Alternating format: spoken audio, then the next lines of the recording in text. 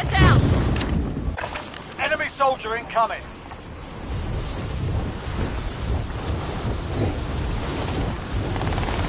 Enemy hostile fire.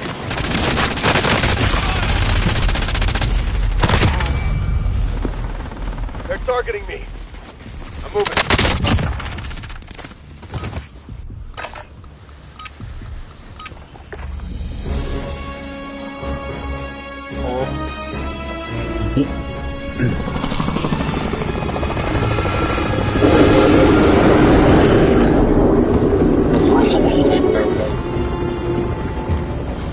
Oh, you fucked your finger up? Just tape that shit up and keep playing, bitch.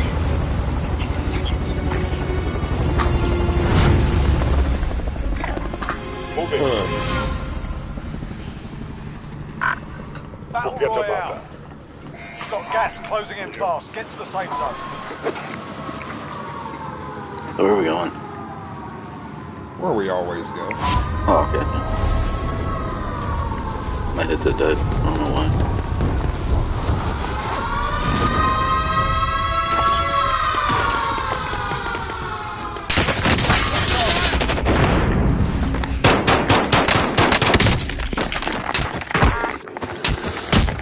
Got him, X-ray down.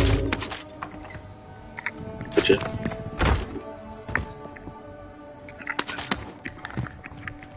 There's a Groza. Got an assault rifle. Check your fire. Oh, didn't know you were coming up. Sorry. I'm the black guy. I'm the black guy. Yeah. Yeah, absolutely. All I have is...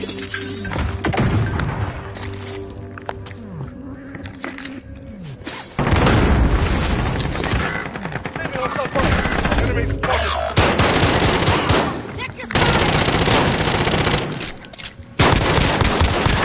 Got him!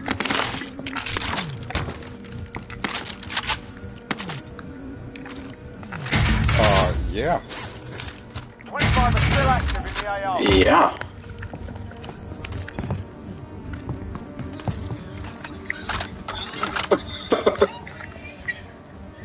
Hey, I got so all about 3 of them fucking kills. yeah, I was about to say so about that Mun's box.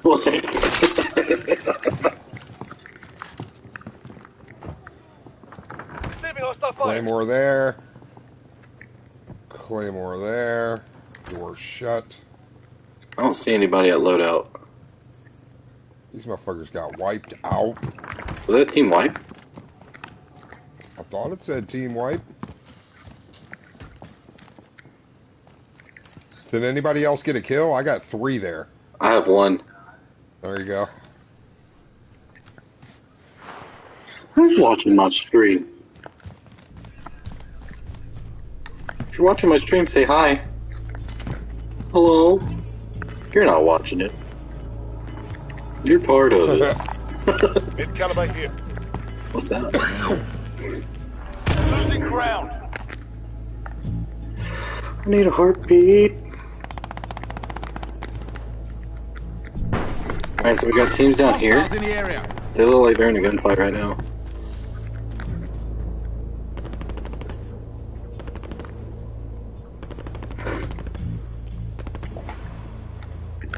Enemy UAV overhead. Man, Shock, you're a really good door. Just want to let you know that. Yeah. You don't let anybody That's my spot. That's my spot right here. You don't let anybody go through. Nobody can come up or do, I mean, the only way in and me not know is through that kinda, window or like, this window. Like I went up behind you and I wanted to like hold square so I could open you up. Hey, how about that? All right, Yoda's off doing his thing. Like always.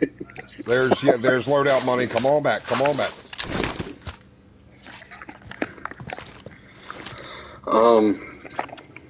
That's a big circle. Trophy system deployed. Got a loadout drop inbound. Found some cash here.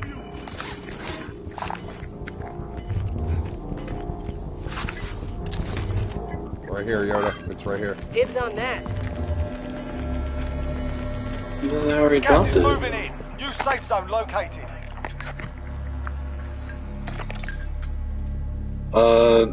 Just a warning. There's people at living quarters. Target area, you don't have long.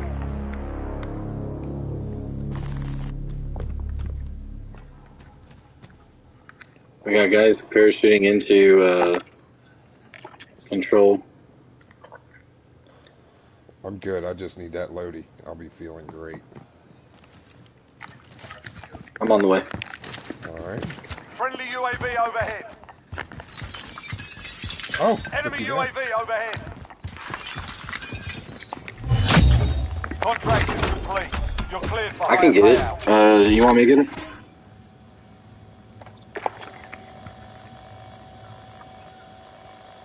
I can get the Munz box. You don't have to drop the loadout.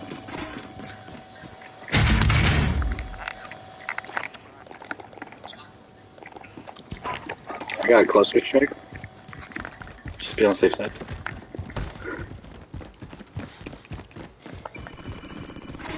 I meant to get one. Here I go. All right, cool.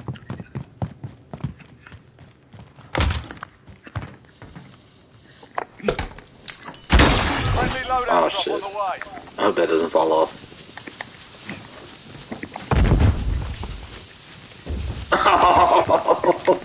Son of a bitch. Alright, random class, do your thing. Enemy UAV overhead.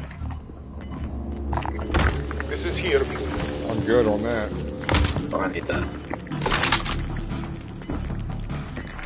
Yeah, I don't have fully loaded on all my stuff, so. They got loadout at control. All right, they got claymores. I have a sniper too. There's Check that. 5 teams left, 18 people, and our loadout just dropped.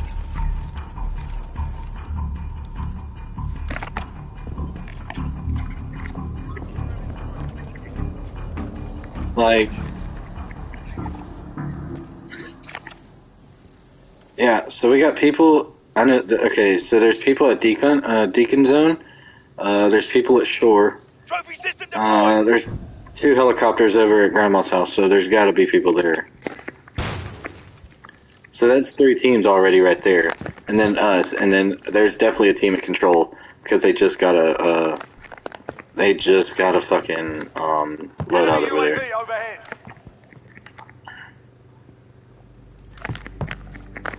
And it looked like at Deacon Zone and Shore they were fighting each other, so Take cover.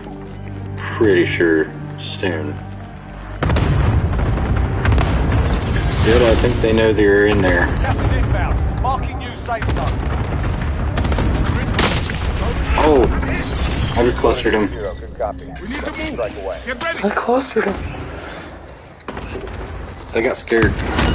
Thank you, sir.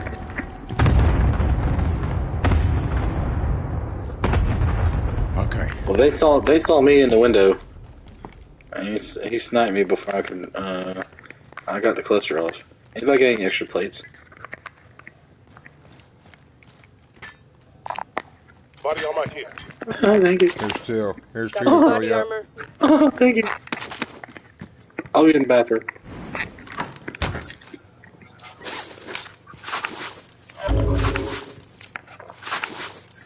Yeah, I don't have one either. I got one.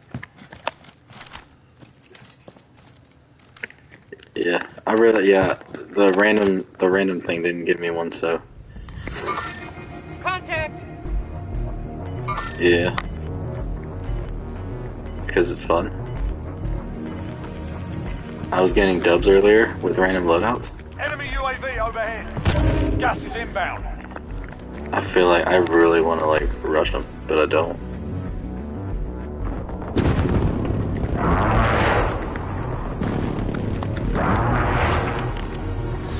Yeah, we're definitely gonna have to move. Huh.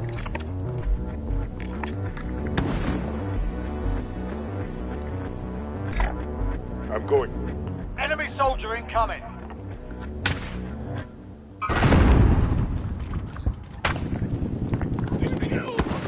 Why would you go over there? I mean, Stop! Have you?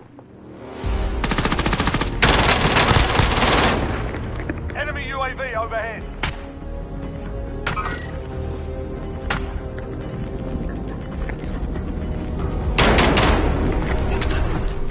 Gas is closing in. Relocating the safe zone.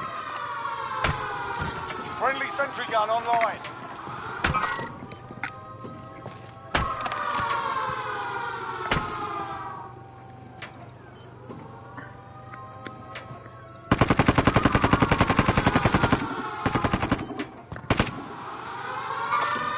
Enemies here.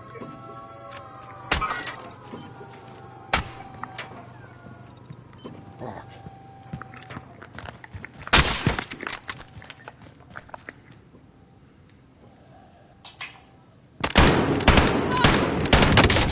Damn it. Bastards!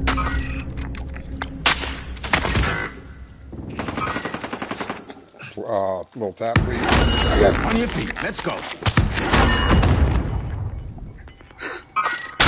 I was fully plated too. I'm going. Enemies here. Gas is inbound.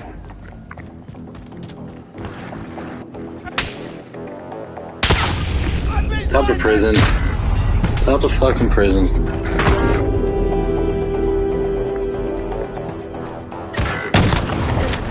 Oh, come on.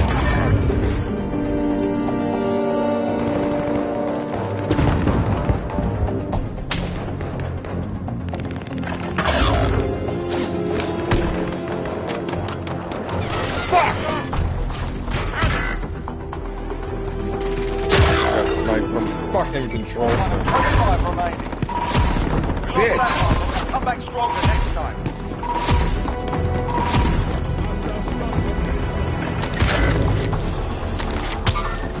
This one's mine. Only 10 remaining.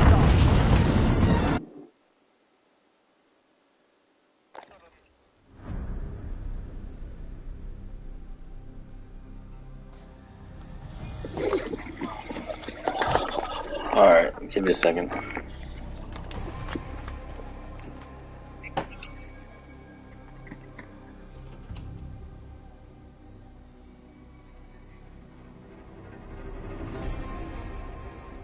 A Farva? Oh, okay.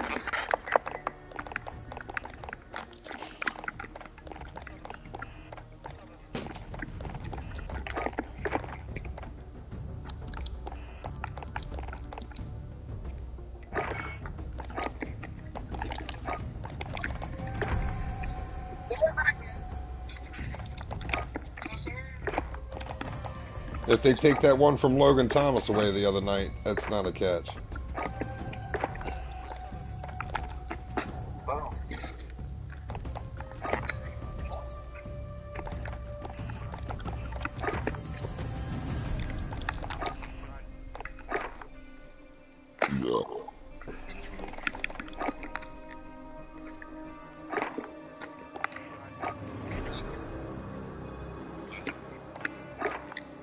He looked slow there, didn't he?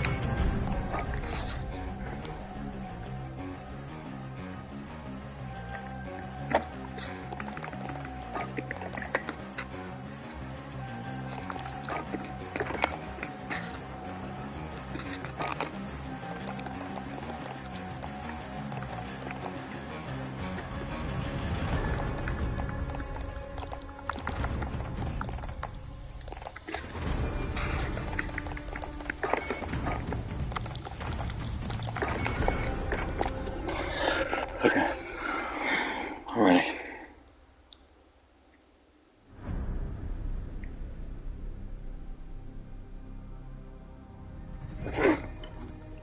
I'm not happy about this loadout. But we'll see what happens. They got me running. It's got me running a Farah and a fucking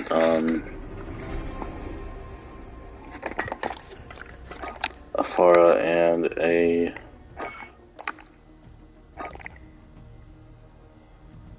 no the Farah.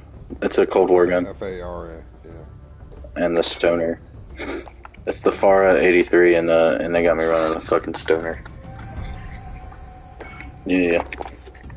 But I'm ready whenever you guys are. Am I the black guy again? Really? I love you, black guy.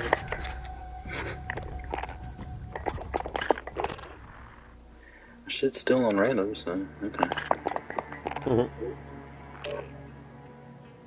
There you go. Huh! Scuba Steve! Oh, the other night I got home and I watched Big Daddy. Oh, it's great. Who's this little guy? Scuba Steve! I thought it was 11 on Sundays. Oh yeah, Nah, 10:30. We stopped 10:30. over breakfast at 10:30. It's been 11. It's 11 on Sundays. No, 10:30. He starts fucking crying. Let's give this kid a fucking Happy Meal. Grab some Wait a target minute, he's practice the while you smelly can. kid We're in deploying class? soon. Oh, we can't have that. Yeah, that.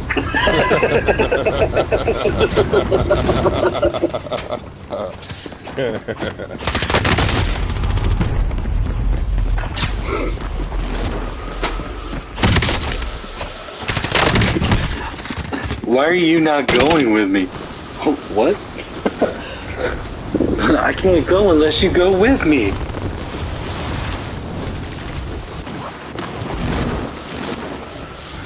Oh boy. Enemy soldier incoming.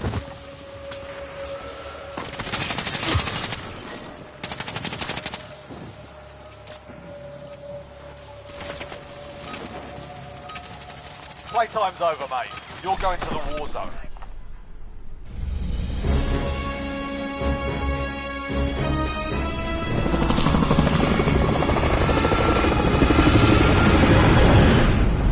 Alright, this might be my last one, boys. I'm gonna work Saturdays. Well, I volunteered to work Saturdays.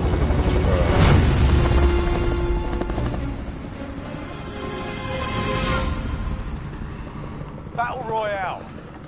Alright, soldier. Mark a drop point for your team. Avoid the gas. Get to the safe zone.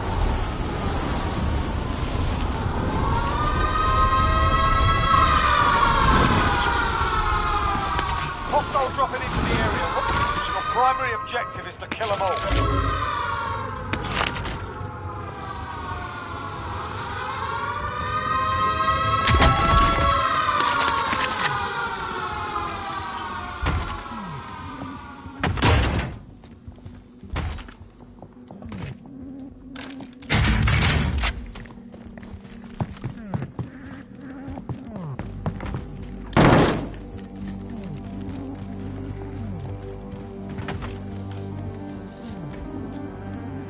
Yep.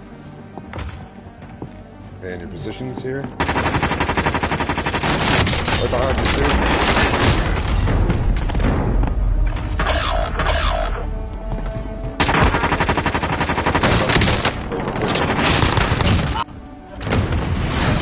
Time, but we'll settle the score. 3 people downstairs.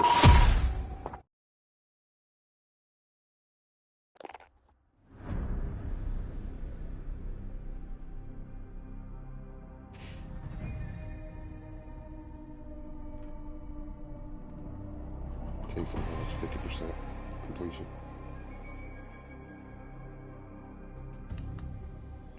Alright, go again quick, and then it'll be my last one.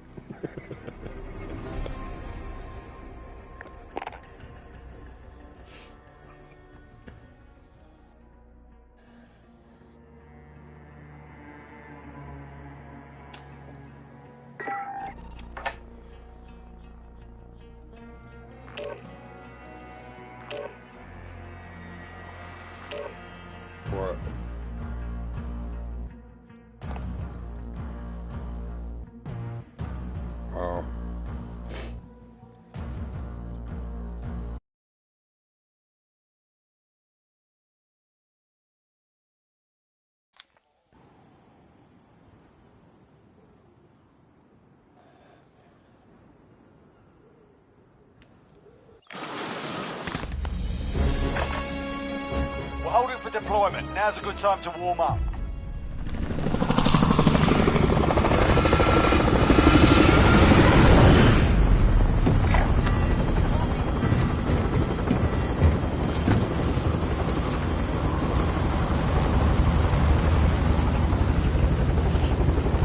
Joe, did you change your outfit too?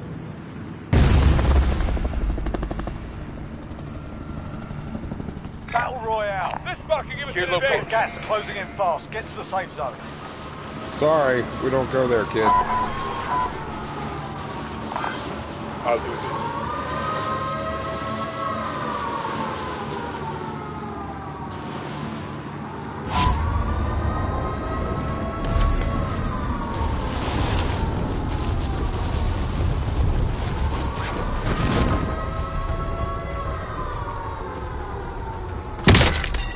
Ooh, one's box.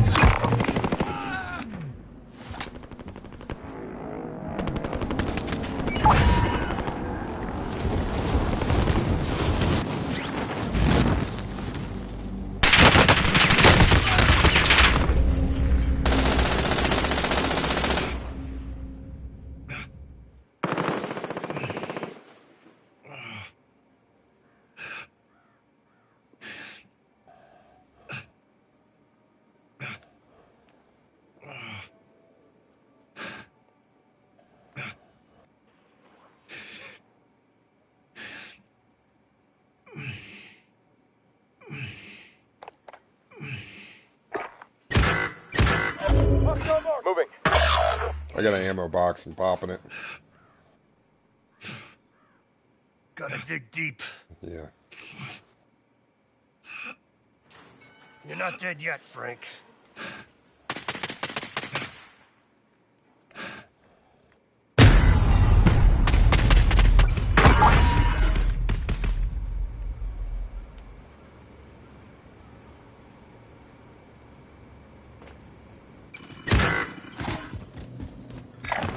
Heading out.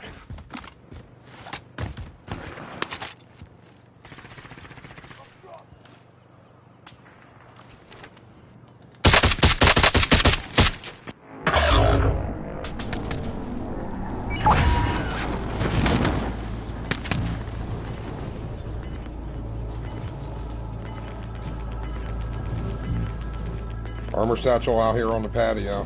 We've got gas moving in. Couple extra plates out there too.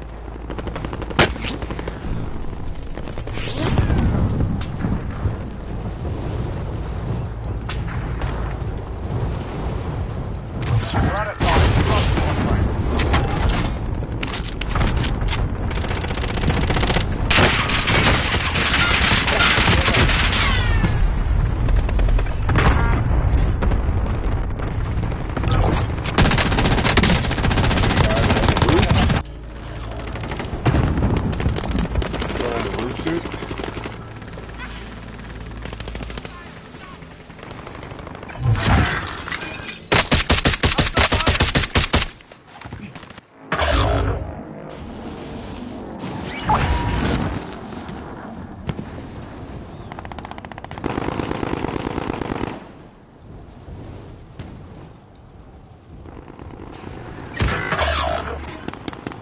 I will drive it.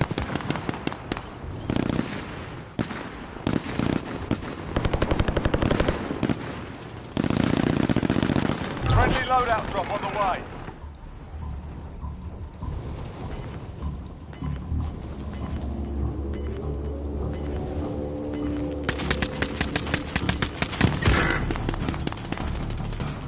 Gas is moving in. New safe zone located.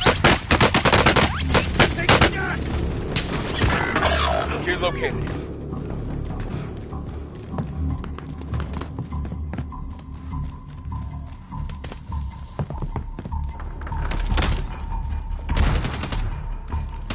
Supply box located. Move to secure.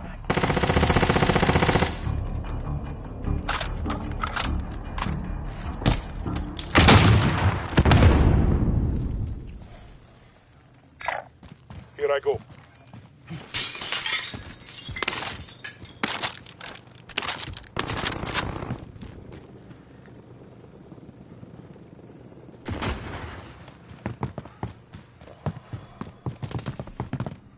Next objective located.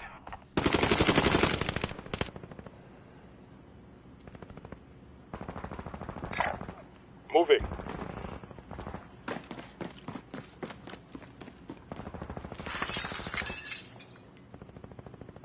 Enemy UAV overhead. Receiving hostile fire. Sorry, my buddy called me. 25 are left. Yeah, there's like a whole team down there. Watch out.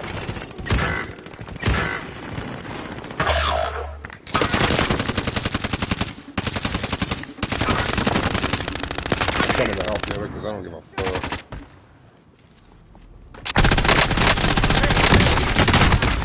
God damn it. Yeah.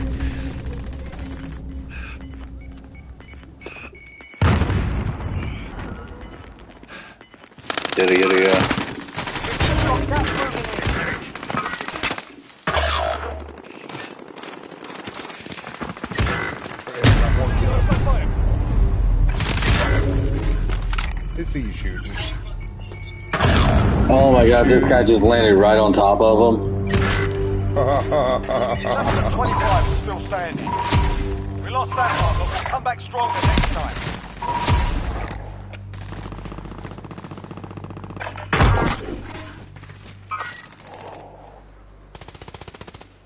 Yeah, this is the guy that killed our teammate, so we're not going to be able to spectate the other team until these guys get killed by him.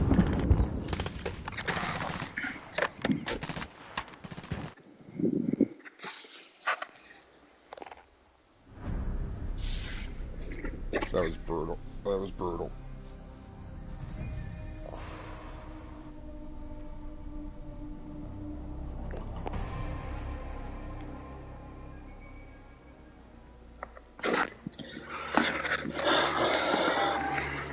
Well, I guess I gotta run the same random class since we didn't get since I wasn't able to get let out.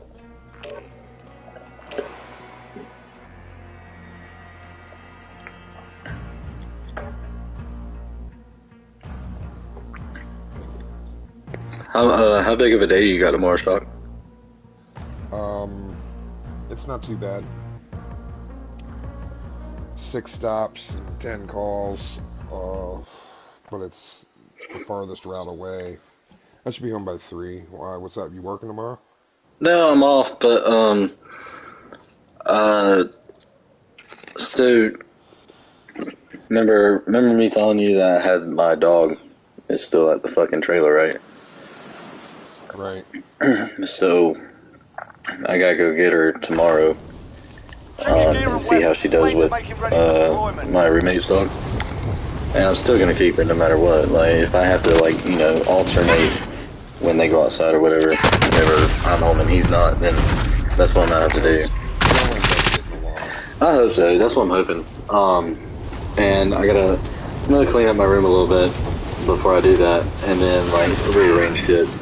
Because I'm tired of my TV being on the floor. I'm probably gonna put it somewhere. But after that, I gotta go get her. And I texted Mom and I was like, hey, can you let her know to have all the shit ready so that I don't have to stay there long? I said, do you mind going with me so, she don't try no shit? I said, I ain't scared of the bitch, but I ain't trying to go to fucking jail tomorrow. Yeah, right. And she was like, yeah, but your grandma has a hair appointment. And I was like, God damn. I was like, so we'll be there around 3 o'clock? Alright, okay. And then I think I got plans with the old lady tomorrow. I told her to pick somewhere where she wanted to go, and I'll take her. And she hasn't picked anywhere. Typical woman. I picked up work Saturday morning, so it's not going to be a real. Yeah, I gotta. I'm probably not gonna be. I don't know. I don't know. I'm like 50-50 thinking about racing tomorrow night. I don't know. I'm not racing tomorrow night. I can't. There's no way I could stay up till fucking 2 o'clock and go to work. I do know Saturday I have a mid shift, so I'll be home around like 6, 7, 8 o'clock. So plenty of time for college football. So, and then Sunday I'm working 9 to 4, 9 to 5. So I'll be home for midday football, Sunday night football, and then I'm off Monday, Tuesday.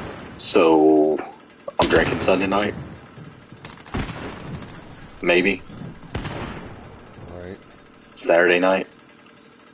Sounds better to you? Saturday night. Way better. Hey, there's a George. Hey, George, so that meme that you tagged me in, that was funny. And then... You're just now saying it? What the fuck? Well, I laughed at it earlier. I was at work. My bad. And then Jason tagged me in that last one, and I was like, I mean, it's funny. I just, you know, why are you directing it at me? Mine was because you're a Panthers fan. Yeah, but I was just trying to figure out why I was getting tagged in Jason's.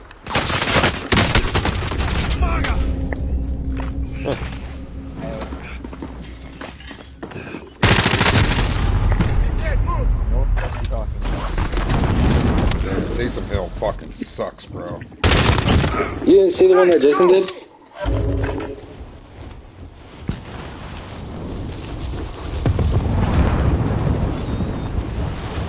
It was the Antonio Brown check my vaccination card, and it was the fact that I'm vaccinated. I don't even have Antonio Brown. Yeah.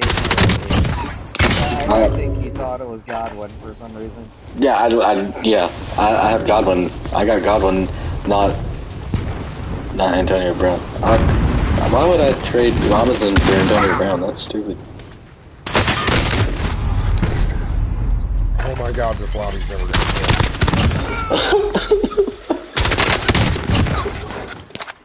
Although I know for a fact, Claypool will put up his best numbers of the season now. Because you traded him. Yep.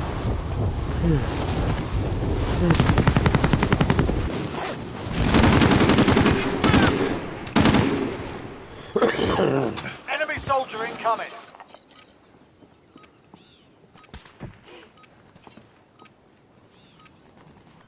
Brandon goes, "Did you see I put me and Kyle are making a trade? He's giving me Josh Allen for my kicker or whatever." And I'm like, "No, he's not." He's like, "Yeah, he is." I'm like, "Man," he's like, "Aaron Rodgers is on a bye this week." I said, "Then you need to go to the free agent pool and pick a quarterback up just like everybody else." He goes, "I'm not doing that." I'm like, "All right, well, that trade ain't going through either." He's like, "Who's going to stop it?" I'm like, "Everybody's going to stop that dumb shit, dude." I mean, you're just like ruining the integrity of the league. It's like, I'm only using him for 1 week and then trading him back. And I'm like, it don't fucking work like that. You don't get the fucking best quarterback in the league to fill your bye spot.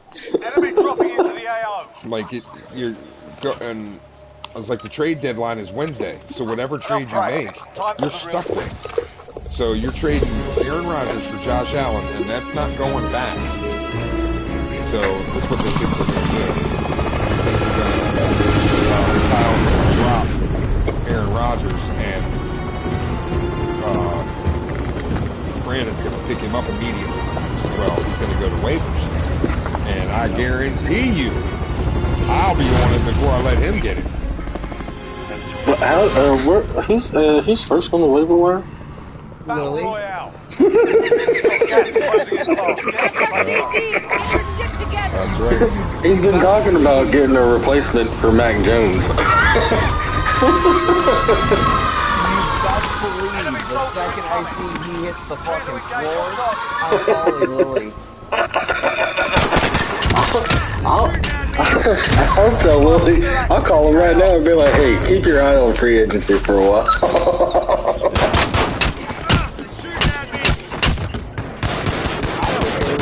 Midnight, I will call Lily, pick Aaron Rodgers up right fucking now. I don't care if you're sleeping. up and do it. I don't care that you're sleeping. But George, I gotta go hunting in the morning. I don't give a fuck, he said. Exactly. Contract complete. Your payment has been authorized.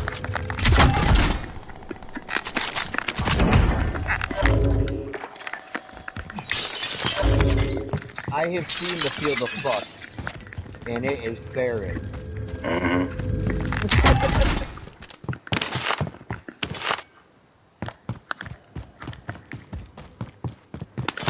Granted, I have a lot of fuckery to give, just not fucks. That's true.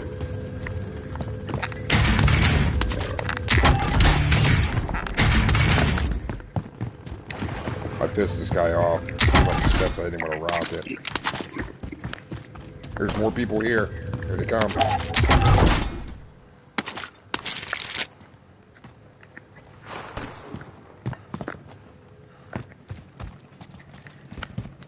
Don't you have somebody else to bother? I think your mother likes you. Go see her. Come on, man. Go find the baby. Go find the baby. Where's the baby? Hanging out in headquarters by myself.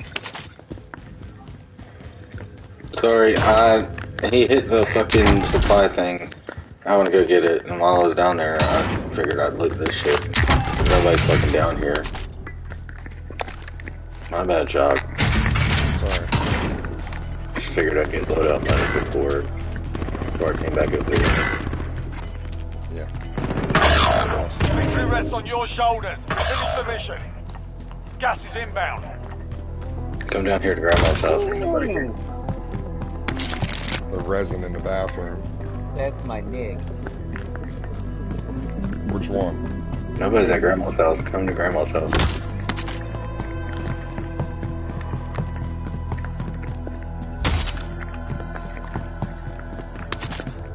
You know, for a guy that can't play receiver, he catches the ball awful well. Who's that? Diggs.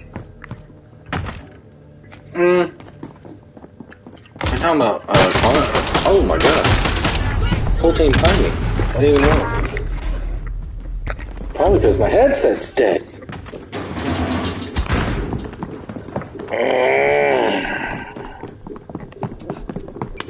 All that fucking money gone. Son of a bitch. There's a whole team at Grandma's house now. Sorry, guys. One's got a riot shield.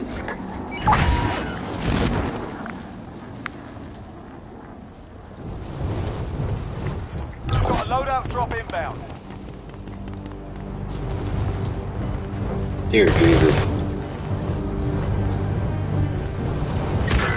Be advised, friendly precision airstrike inbound. Gas is inbound. Marking new safe zone.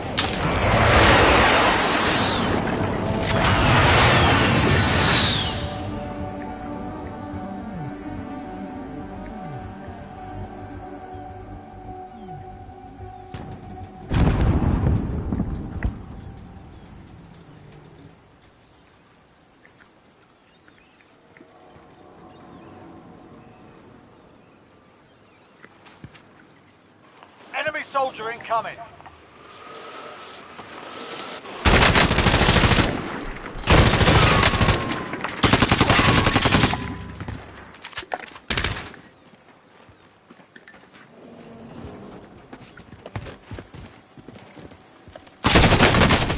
Oh, I'm hit!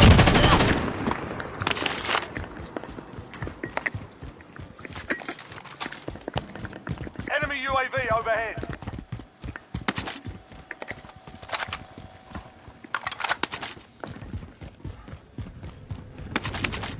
The enemy team is hunting you. Stay alert.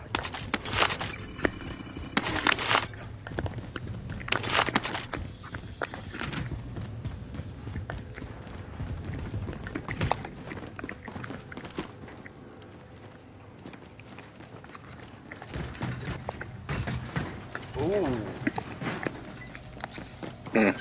Enemy dropping into the AO.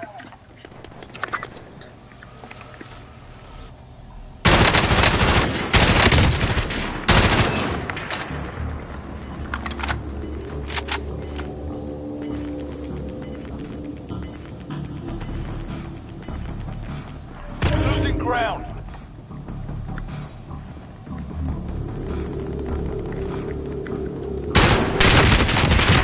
You gotta be kidding me. Oh my god.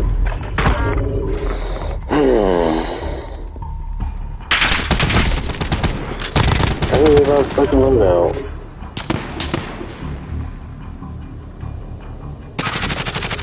Less than 10 enemies remain. Got him.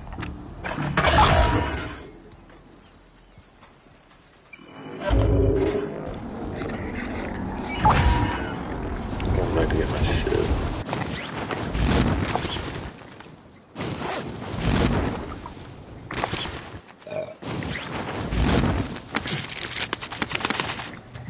I have a ton of cash, boys. We get a money box. Yeah, you're gonna need one.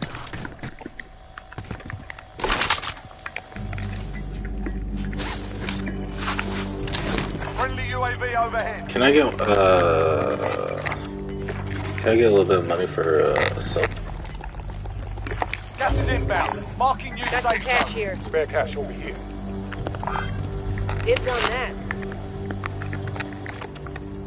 It's not enough. See what this faggot had on him.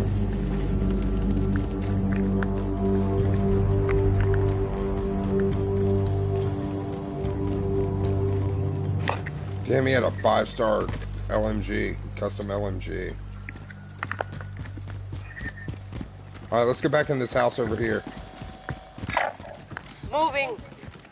Okay.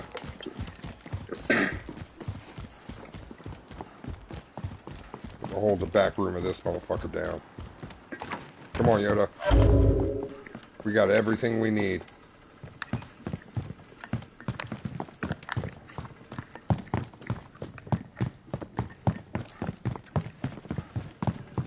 Oh, this is my jam right here.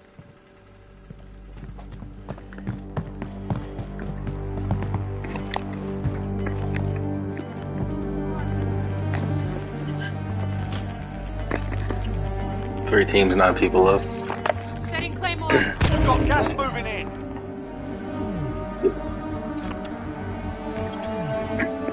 Actually, why don't you come help us? We're already a man short. Come stay together. I know, and if we stay together, our chances of winning are increased tremendously.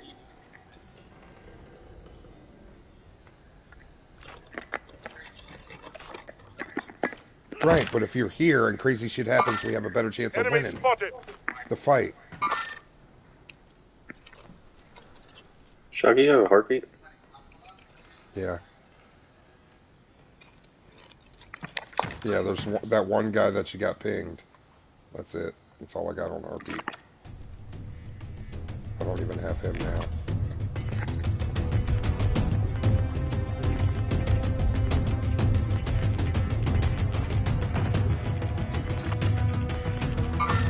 Gas is closing in. Relocating the safe zone. How about this little shack over here, too?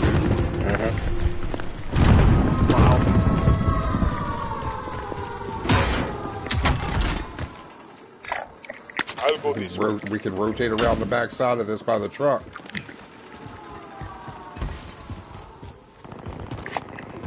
I'm nothing on heartbeat. 2 teams, 6 people. So 3v3, boys.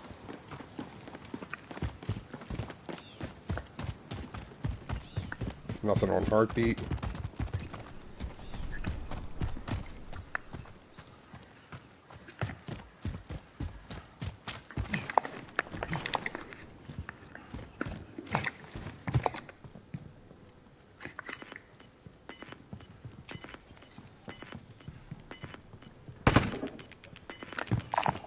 SMG.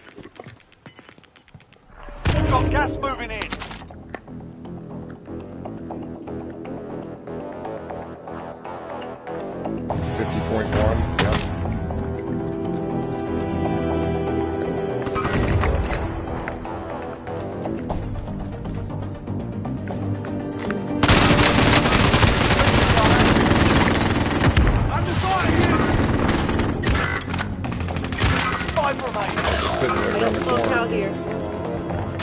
Got one.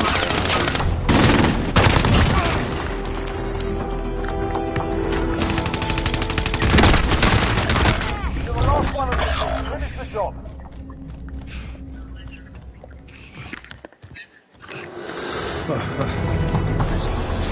Right.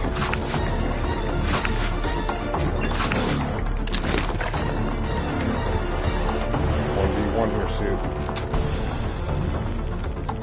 Gas is moving. Safe zone located.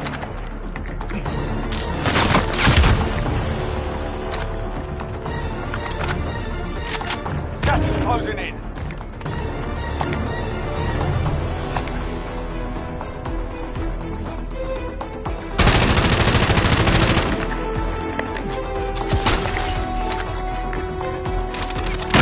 Down.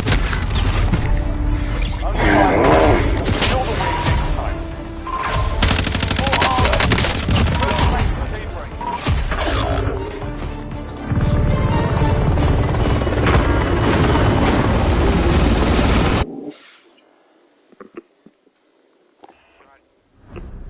Alright, I'm out. Alright, see you, buddy. I'll, Fuck you too, Chuck. sorry, George, I'm out. No, I you're gotta not. work. I gotta get up early for a full day and then work Saturday too. I'm beat. I'm beat. But yeah, tomorrow evening, I'll be back on here bullshitting. Suit, get your shit done so you can get on. I'll make sure I tell the old lady. Alright. Alright, I'll see you guys. See you, bud. Yep.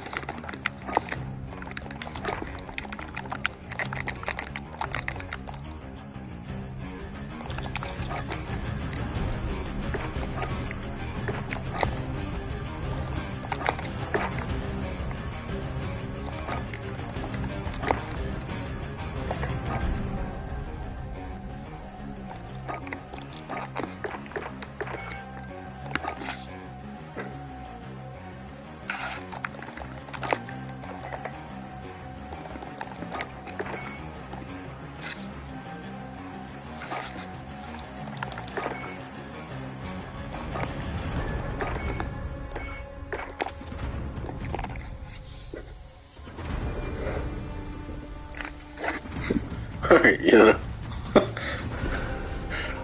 I think I'm ready now.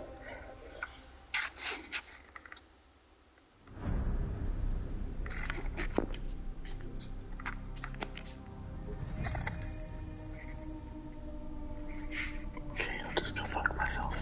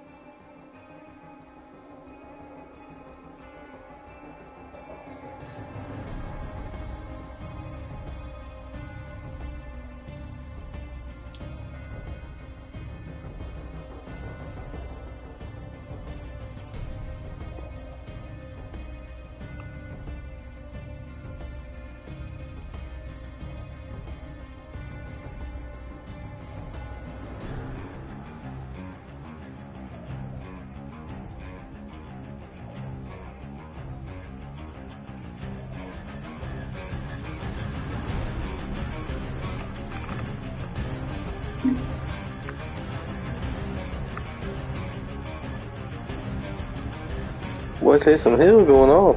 264 yards, 2 touchdowns, 4 interceptions. Yeah. Pretty solid day for a New Orleans Saints quarterback.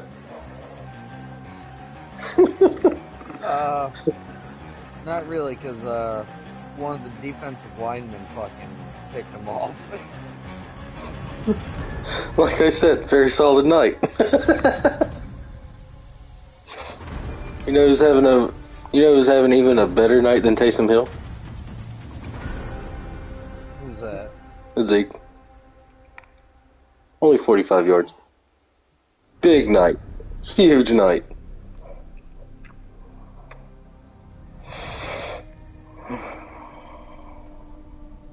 Hey, Sue, you want to know a secret? That doesn't affect me none. Neither does it. Doesn't affect me either.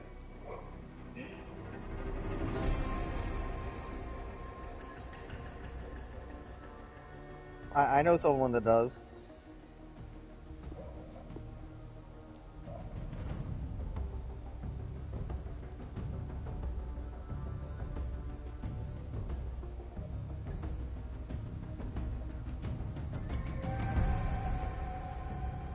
Lily's best friend cares about these Saints.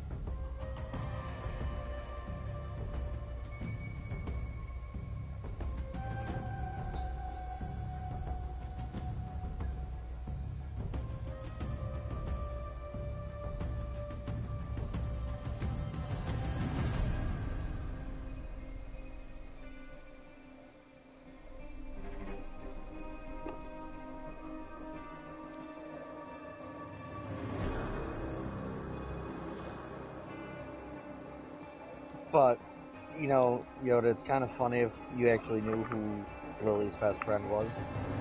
Or at least who I'm referring to.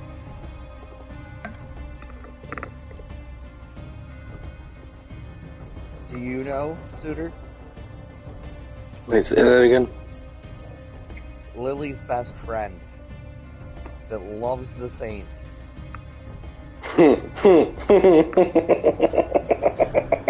He's probably watching the game right now, cousin of a storm. I'm not gonna lie. I haven't been on Snapchat to see his story, but I'm pretty sure he hasn't posted anything. Fucking Dylan Dunn, old DCD. Yep. Although I'm pretty sure he's stupid enough to still post shit. Hold on, let me check.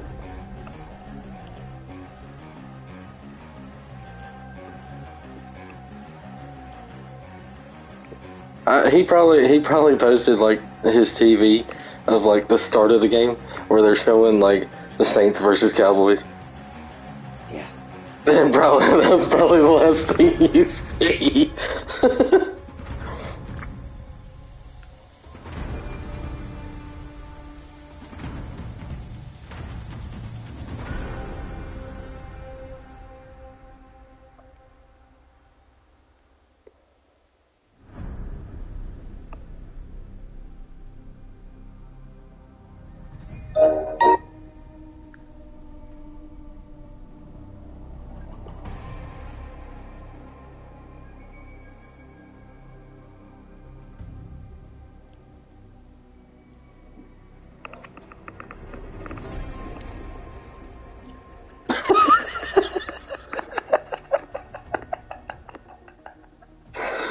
Sounds like you found something funny. Oh. Why you laughing so hard, Sue? 3 hours ago, a picture of his TV. Thursday Night Football, Cowboys versus Saints. And then nothing else. Wait. I mean, then 16 minutes ago, he's got a picture of his a TV with Taysom Hill sitting on the bench. Score says 20-10. And he's got a bunch of fucking Saints players, and it says 2022 about to be a nightmare for our opponents. Yeah, okay.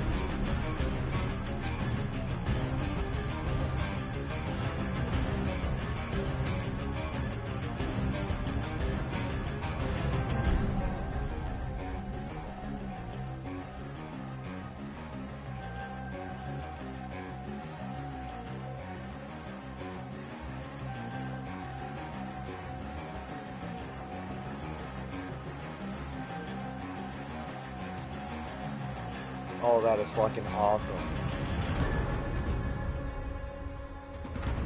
Suitor. Fucking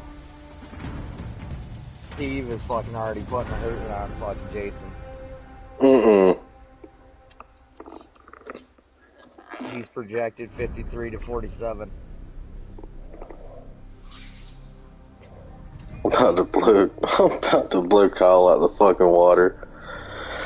Oh, buddy. Yeah, you got an easy week. Oh no. Oh, I hope that stands. I really do. What's that? 131 to 125. Oh my goodness. If Steven pulls this off, then me and Shock will be me and Shock will be battling for the last playoff spot. Yeah, because you're definitely getting a win this week. Yeah, because if Jason loses, he'll be 7-6. If me and Shock both win, we'll be 7-6. It'll be a 3-way tie for the 4th seed. Yoda could potentially fuck Shock. Yoda, look at your fucking team. He actually has a full lineup in this week. I need Lily. Shock, right? I need Lily to find 20 points. Like, I need him to pull 20 points out of his ass, okay? To beat Jackie by 1 point. Just 1 point. That's it. Just 1 point. If I could like secretly send, if I could secretly send Lily like Taylor Heineke, Saquon Barkley, and Justin Jefferson, just so he could beat Jackie and still beat Kyle, I'll be alright. All he really needs is a rockstar night from Metcalf. He really needs Burrow to fucking, started throwing the fucking that chase kid again. He needs Burrow to go off and hope. So, Jackie playing Jalen Hurts is a hit and miss. Yeah. Because I have Hurts in a couple leagues, and they're saying that there's a little worry of starting him this week because of his sprained ankle. So they don't know how well he's going to play. And it's the ankle that he drops back on whenever he throws the ball. Yeah. So I don't know if he keeps Hurts in and Hurts doesn't play like he has been, and Burrow goes off. I mean, that could be your 20-pointer right there. Yeah, because he doesn't even have a back. He has Justin Herbert.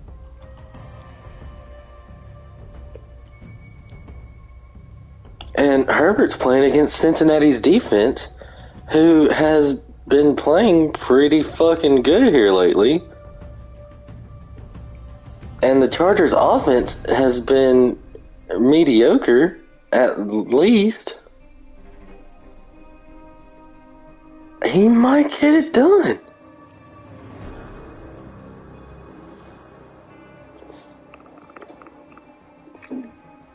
I mean, he's pretty fucking set. I mean, as long as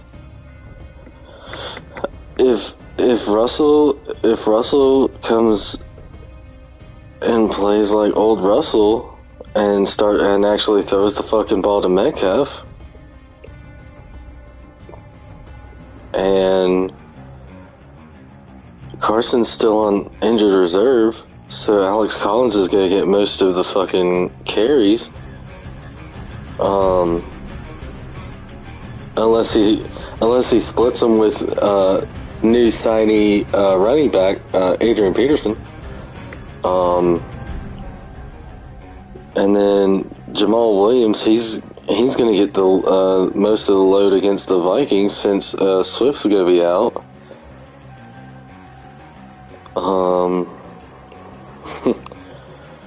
He might not get that many points from Brandon Cooks because they're going against the Colts defense. Yeah. Plus, Cooks is sick and he didn't practice today. But And Baltimore's defense is going to get him some points. Oh, especially with how the Steelers have been playing, of course.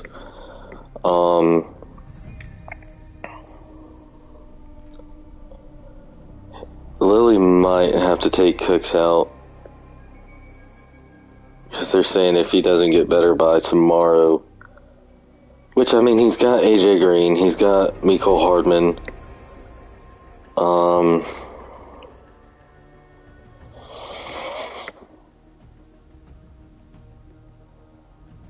I don't know why he's not playing. Joe Burrow's projected 18.2. Mac Jones is projected 13.5. Really? Oh yeah, against the Bills. Yeah, never mind. Okay, safe bet. Yeah. Safe bet. Go with Burrow. I like Burrow better in that. Yeah. Well, I got a feeling the Buffalo game's going to be a shootout. But if like points wise, I feel like Burrow's the better safe bet. So Cooks is averaged, or he's projected to get 13. Hardman is projected to get 5.8, and Green is projected to get 8.2. So with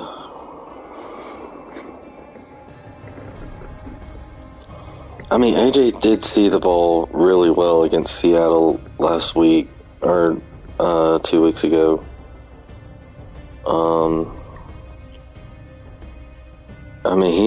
He's been seeing the ball pretty good. Like, he had 4 receptions for 78 yards against Seattle, 5 for 50 against Green Bay, 3 for 66 against Houston, 5 for 79, and a touchdown against Cleveland.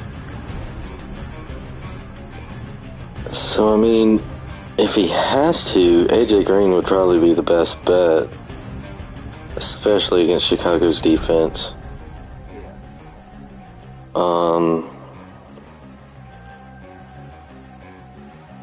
I don't know, that's gonna be close.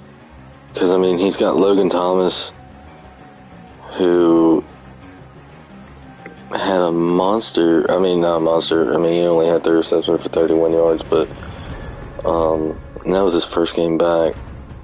So, I feel like Heineke, and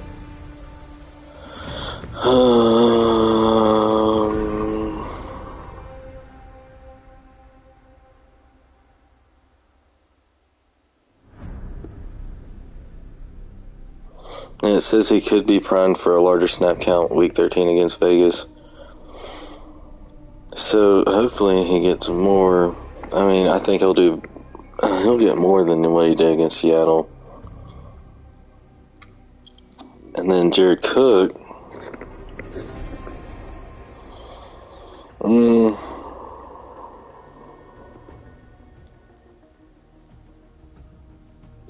Herbert hasn't really been throwing him.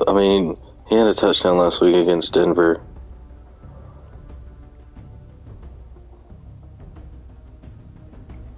I don't know.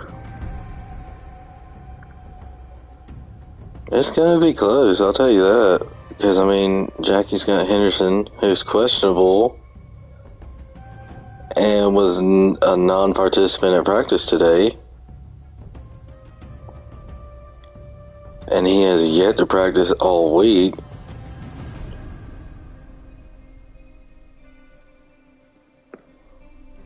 But Jackie has fucking Damian Harris.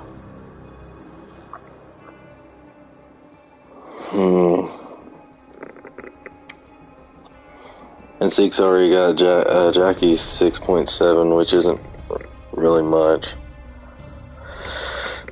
He's got James Conner, who is healthy, projected 19 points.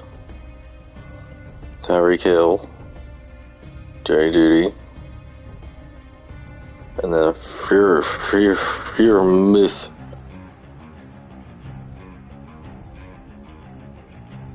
Oh, Steelers are going to get him back. He practiced fully today after a concussion. Oh yeah, he'll definitely practice tomorrow. He'll play Sunday. But I mean, and he's been Roethlisberger's main target. I mean, he's got 3, 4, 6 touchdowns. 5 in the last 5 weeks. Yeah, he's gonna put up numbers. Well, I don't know. And then, but Jackie's got New England's defense, so if Josh Allen just like fucking goes off and New England's defense gets negative points for Jackie, that will definitely help Lily.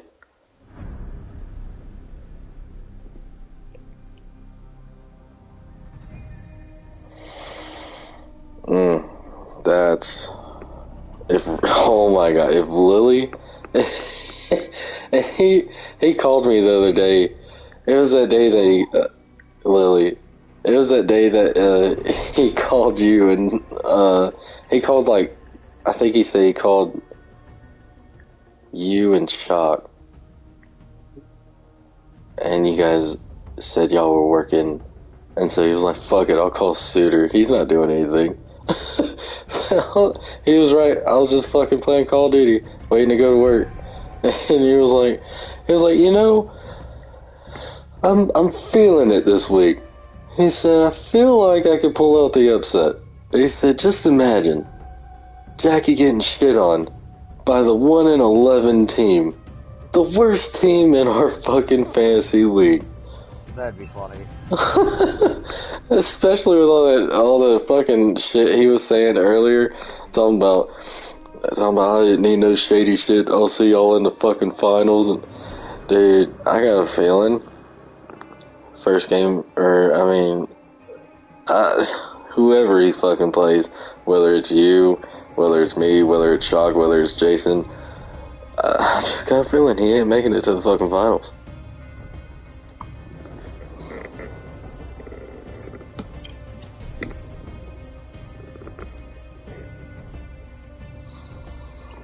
Penguins in another close game.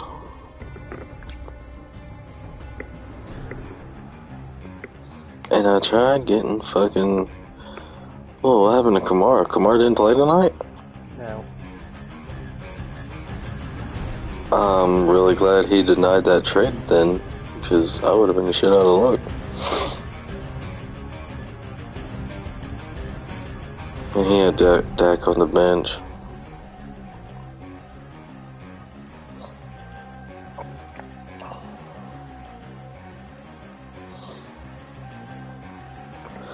I mean, he thinks Brady's gonna get more. Well, they are playing Atlanta.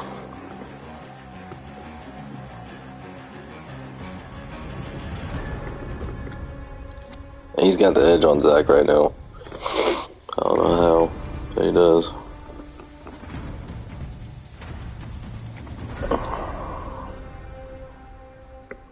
Are all of Shock's people healthy?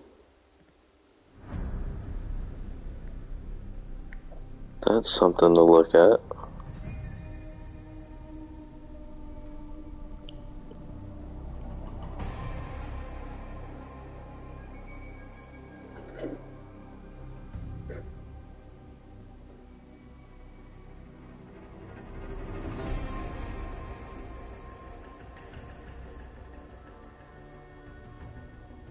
Yeah, well,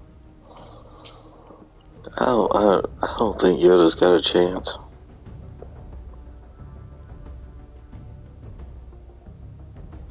What was that? I don't think Yoda's got a chance. Yoda playing Shock. Yeah. And Shock's already up 19 because of CeeDee Lamb.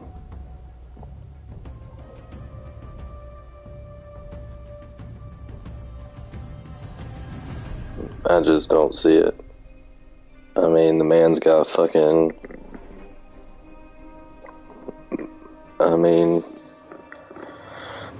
man's got Mahomes playing against Denver Sunday night. He's got Mixon running the ball against the Chargers. Madison running against Detroit's defense. Thielen running routes against Detroit's defense. Fucking Von Jefferson running routes against Jacksonville's defense. Like, I mean, he's got Andrews against Pittsburgh's defense. And he's got Buffalo's defense against New England.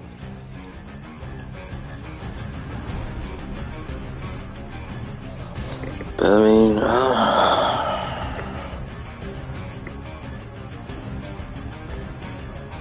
he might make it close to where Shock's like just shitting his pants Sunday. Does he have any Monday night games? No. Shit. And all of Shock's games, except for the Minnesota and the Cincinnati games, are all late.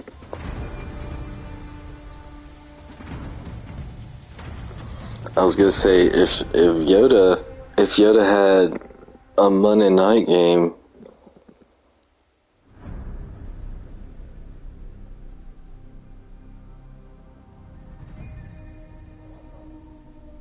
if Yoda had a Monday night game,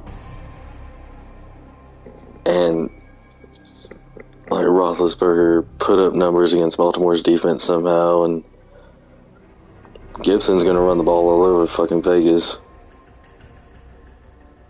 Jones is probably gonna get a decent amount of points against Atlanta's defense. Then he's got Keenan Allen, Deontay Johnson, Travis Kelce, and Ayuk. Oh man, I was gonna say if he could keep it close with him until Monday night, then he might have a fucking chance, because Shock only has that Sunday night game.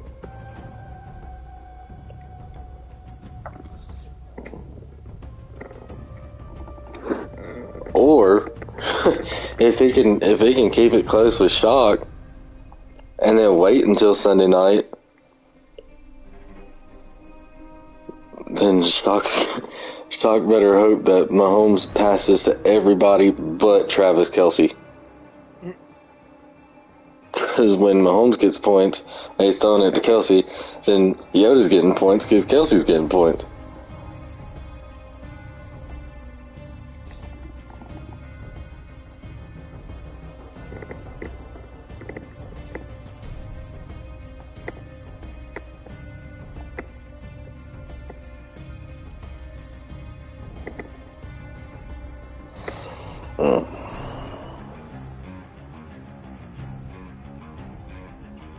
Yeah, I don't think Brandon has a chance.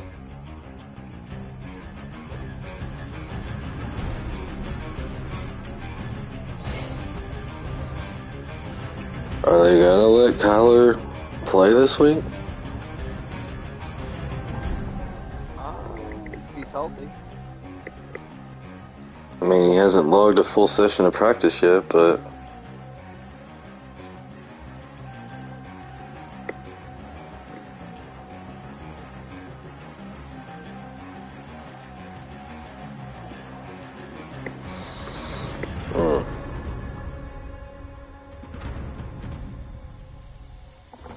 I mean, you still got Cousins on the bench, so I'm really surprised you're not playing Cousins, especially since he's playing the Lions. I haven't really looked that much into it yet. I just went off of projections. Yeah. I didn't look to see who was actually playing. Yeah, I mean, that's what I do. And then I try to check it, like, before Thursday night game, just in case I have players playing Thursday nights. But I didn't check it, so I'm very thankful I didn't have any Thursday night games. I mean, it doesn't really matter because I'm playing Kyle. But, I'll definitely be checking it Saturday night because I gotta be at work early. Sunday. But I think the only one, I don't think I'm really worried about anybody because Saquon's back and he should be getting the blunt of the offense because Daniel Jones is still out. And Mike Lennon doesn't like throwing the ball, apparently.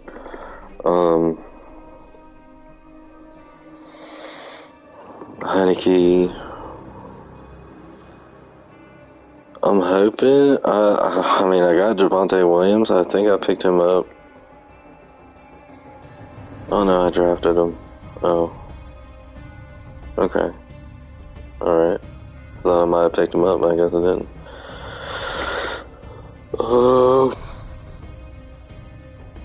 He's projected. Javonte Williams. I thought I picked him up, but I guess I drafted him. Oh well.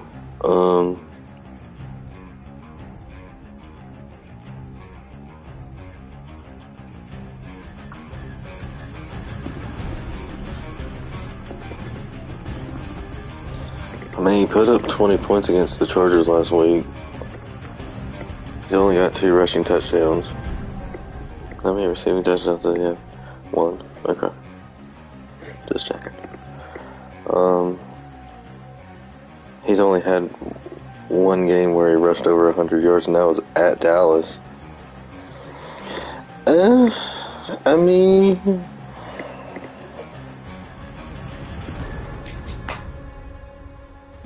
he really hasn't been putting up really good numbers, but oh shit.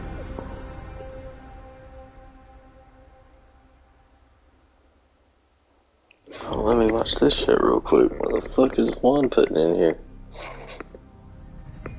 He seems very upset about it.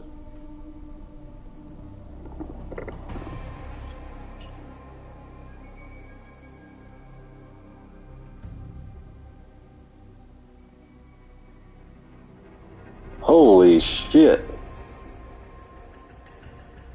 Holy shit, what? Go watch that video that fucking Juan put in the chat.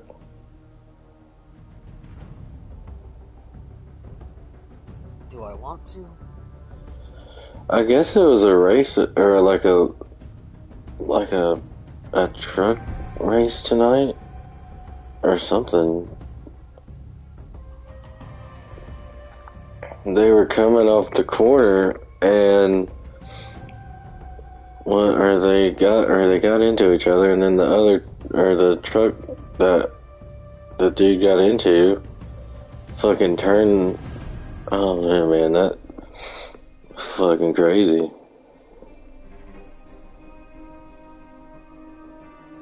It was a pro truck feature at Five Flags Speedway.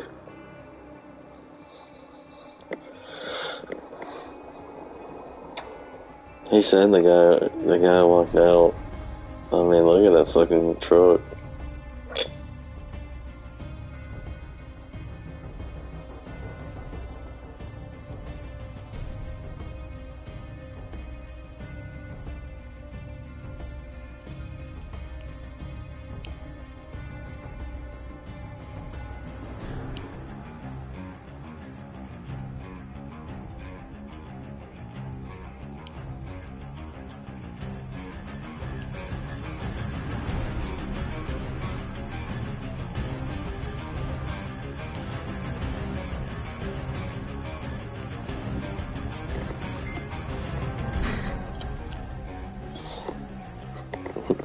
Baiting him in. Oh, me? No, that last message I put. I tagged him. I said, "You won't get in the party and tell me and George how upset you are about this shit."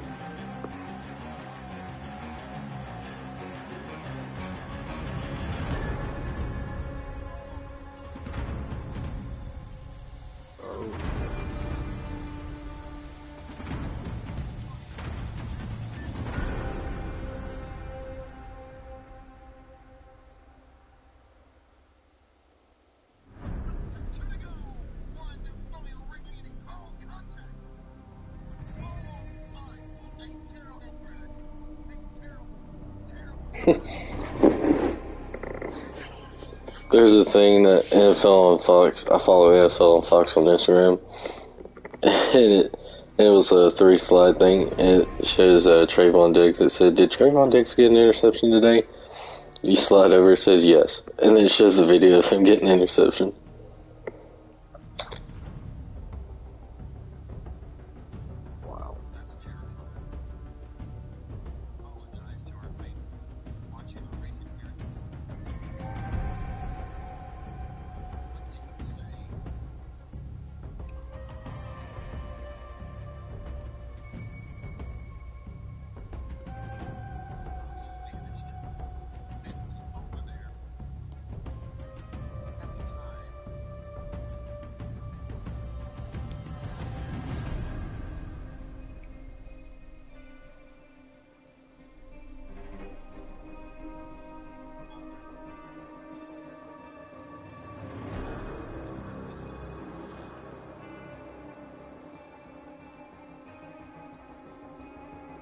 Wow.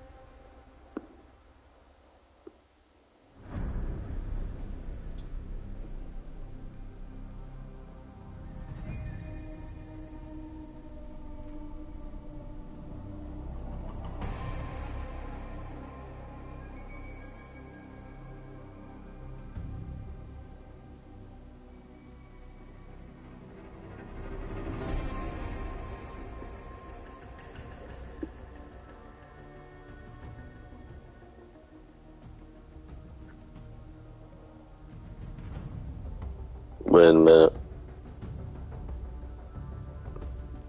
William Byron is dating Ryan Blaney's sister. Do what now? William Byron is dating Ryan Blaney's sister. Yeah, I think so. Oh shit.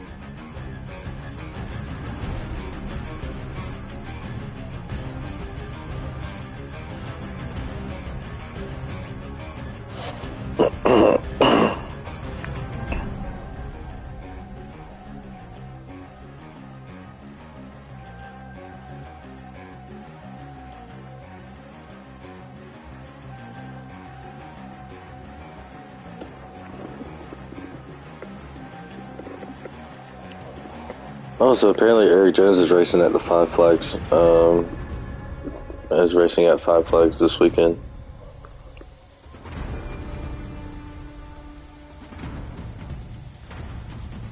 He's chasing his third Tom Dawson trophy. Good shit.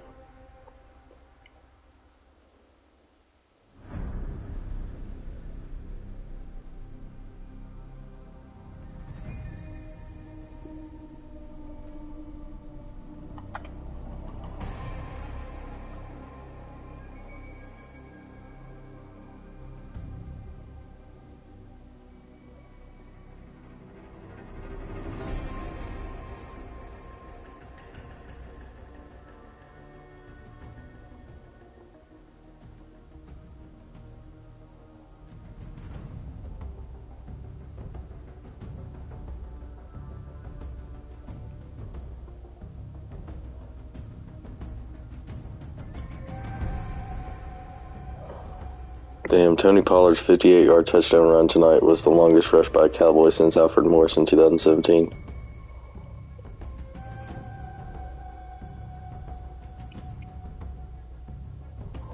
I got a feeling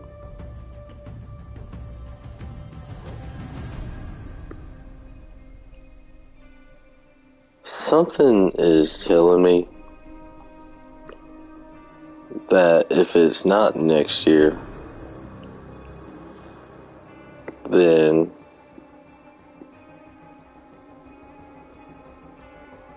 hold on, let me NFL free agents 2022. So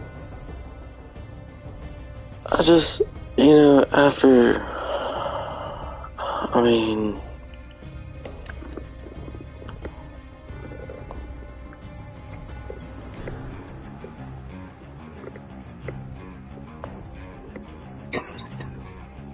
I just feel like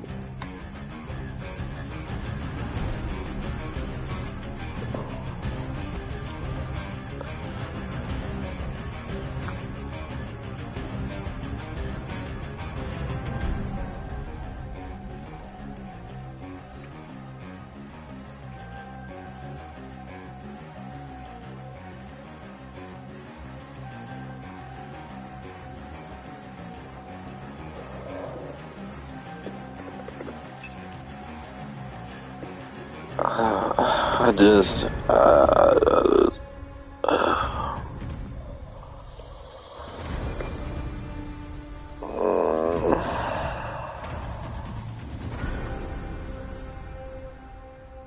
so, oh my God.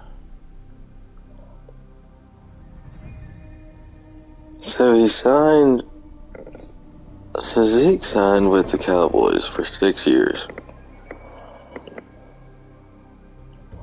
He'll be a free agent in 2027.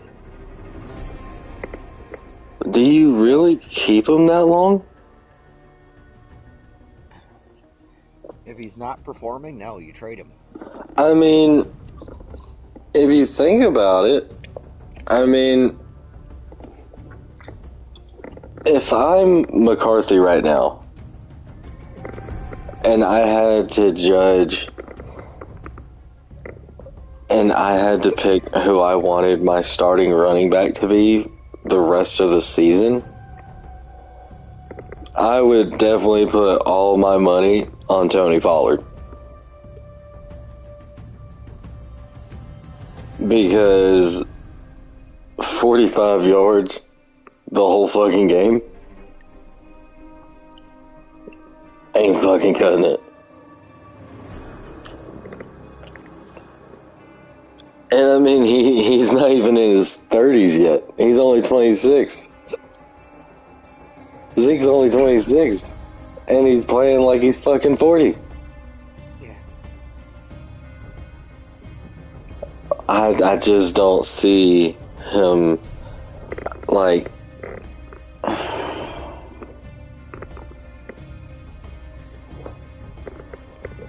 if I'm McCarthy at the end of the season, I put them on the trading block. See what teams offer you. See if you can get some draft picks. Which, I mean, honestly, you don't need. Because your defense is one of the best defenses in the league.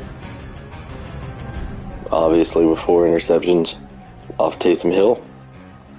Which, honestly, really isn't saying anything, but still. You got one of the best fucking corners in the league with Diggs. I mean, I really don't see an area in your defense that you need help at. I see. I mean, your receiving core is solid. You got Cooper, you got Gallup, you got CeeDee Lamb, you got fucking. Wilson's also pretty good. Yeah, Wilson's pretty good. So I mean, that's your top 4 receivers right there. Plus Pollard, he can run and catch the ball. Your tight end, what's your tight end's name?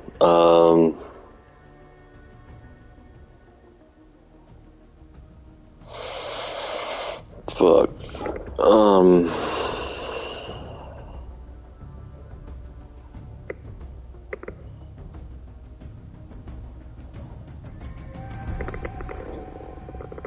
Oh, fuck. Damn it.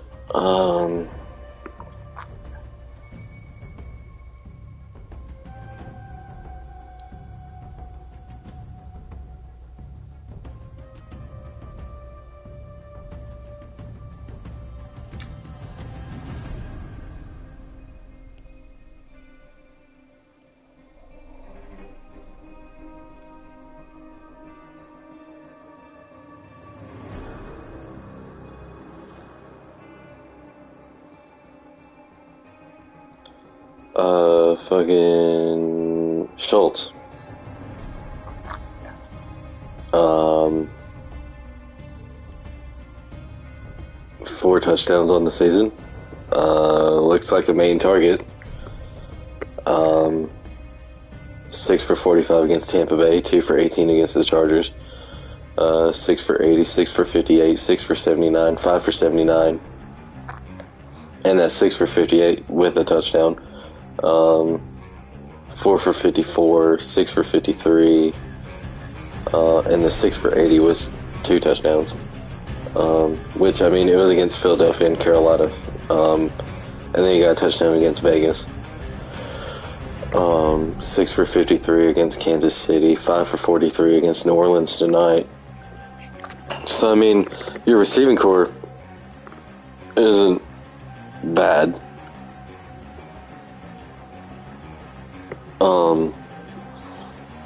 So I mean, you don't need help on your defense. You don't need help in your receiving core. It seems like your offensive line is protecting Dak better than it did last year, which is allowing Dak to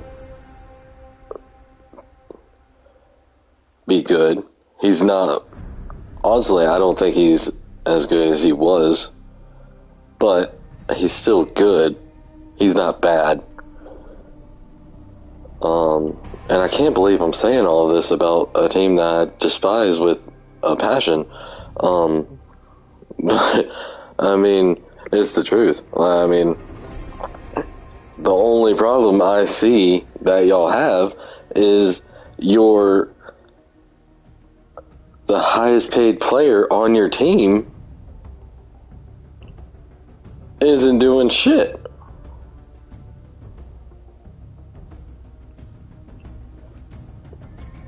I feel like if you're getting paid all this fucking money, you should be running the ball like your life fucking depended on it.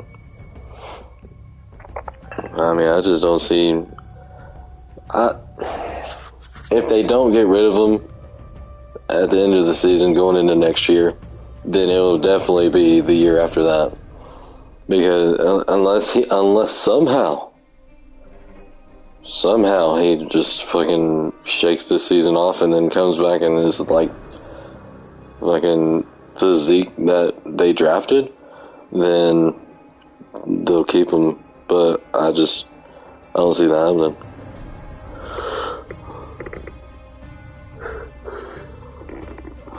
I think after last night, if I was McCarthy, I would let Pollard get the start the rest of the season.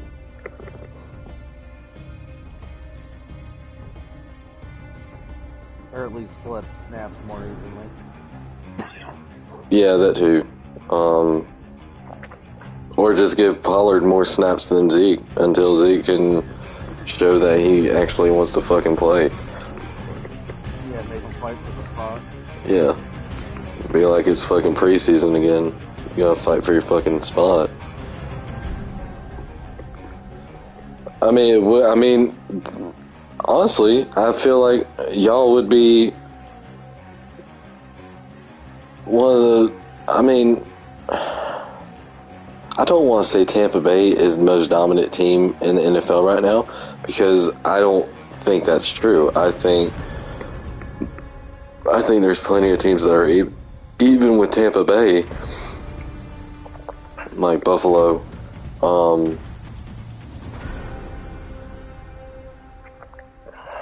If Derrick Henry wasn't hurt, I'd say Tennessee. Well, if AJ Brown and Derrick Henry weren't hurt, I'd say Tennessee.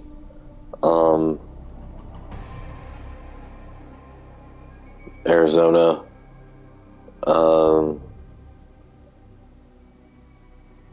I mean, hell, even if Cincinnati keeps playing the way they're fucking playing, then I'd put them up there with them too. Hell, I don't think there's a dominant team in the NFL right now. Because I mean, you got what's Washington's record right now? 5-6, 6-7, something like that. And they're playing. I mean, they're playing balls out. Heineke is he's proving why he deserves that fucking starting position over Fitzpatrick, and I mean Fitzpatrick's been 100% since fucking 3-4 weeks, about a month ago, and Heineke's still getting the start. Come on now, I mean. I feel like you guys would be probably I feel like you could, if Zeke was playing like he used to, and if y'all ran the dual back system that Carolina did with, I think we started it with when we had Deshaun Foster and D'Angelo Williams. If we didn't start it then we definitely did it when we had fucking Williams and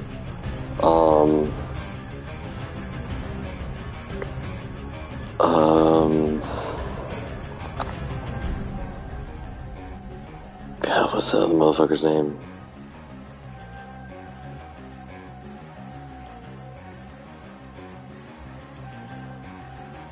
Or if they did it like the Browns do with Hunt and Yeah, like with Hunt and Chubb, yeah. And I mean, hell, they still even do it when one of them's hurt. You still got fucking I think his last name's fucking Griffin Johnson, Dearness Johnson. Yeah, I mean, he's like. and Mike Fenton. Yeah. Mike Fenton. I know the last name's Fenton. That's all I know. I mean, the Browns. I don't understand why I don't understand why they have so many losses. Like, I mean,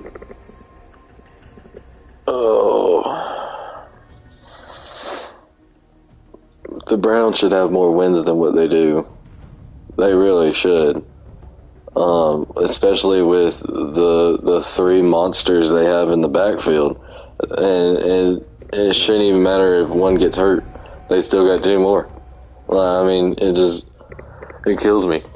And I thought after they got rid of OBJ, things would be better for Baker, but I guess not.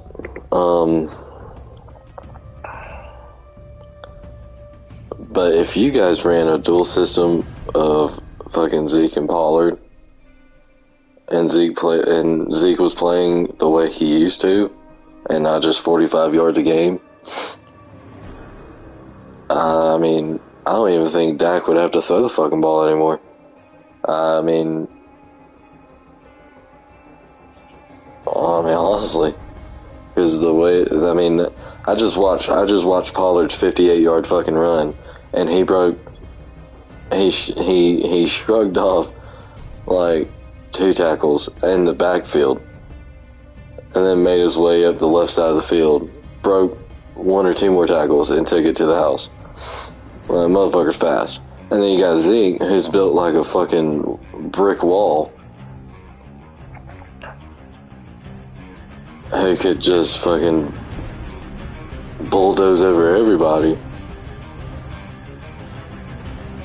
Because like when Carolina had it, we don't do it anymore because obviously McCaffrey's our star running back. So, which was yeah, there goes our season. Well, we didn't even. Well, we thought we had one. Yeah, no, I don't even know. I mean, we ran. When it was Foster and Williams, I think we ran Foster on 1st and 2nd downs, and then like if it was like a close 3rd down, then we put Williams in and he ran it. So I mean, you guys could probably do the same thing, like have Zeke run 1st and 2nd downs, and then, or actually reverse that, put Pollard in 1st and 2nd down since he has more speed than Zeke, and then if it's like a 3rd and 2 or 3rd and 3, somewhere around there, then have Zeke run it up the middle, bulldoze through everybody, and try to get the 1st down. I mean, hey, I'm not a head coach. I don't know what I'm talking about. You want to know what I'd actually honestly like to see next season? What's that? I would like to see Seattle trade with Washington, fucking Wilson for fucking Heineke. No. You know how pissed off Shock would be? You know, like, oh my god! If that ever happens, I want to be the first one to put it in the chat and show Shock. Like, I hope to God that it happens. Like, I don't, because I don't think Rivera's gonna let Heineke go anywhere, unless next season he just turns into dog shit. But if that ever happened, I hope it happens while Shock's at work, while he's busy as fuck, and I'm at the house, and it pops up on my phone, and I'm like, oh shit, Shock ain't seen this shit yet. Put it in the fucking chat, tag his fucking name. Like, damn, Legend's going to Seattle. You better tag it with my name too and say George called it. He'll be pissed at both of us. Probably won't even talk to. That'll probably be the first time he leaves the fucking chat. That'll be the first time he leaves the fucking chat. Well, I would honestly like to see him in Seattle and see what he could do with fucking Threats. I mean, there's plenty of places he could go, though. I mean, if he goes to Seattle, he'll have fucking Metcalf and Lockett.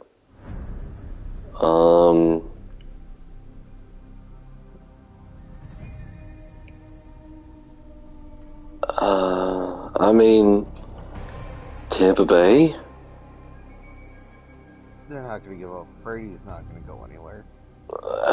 Yeah, I know.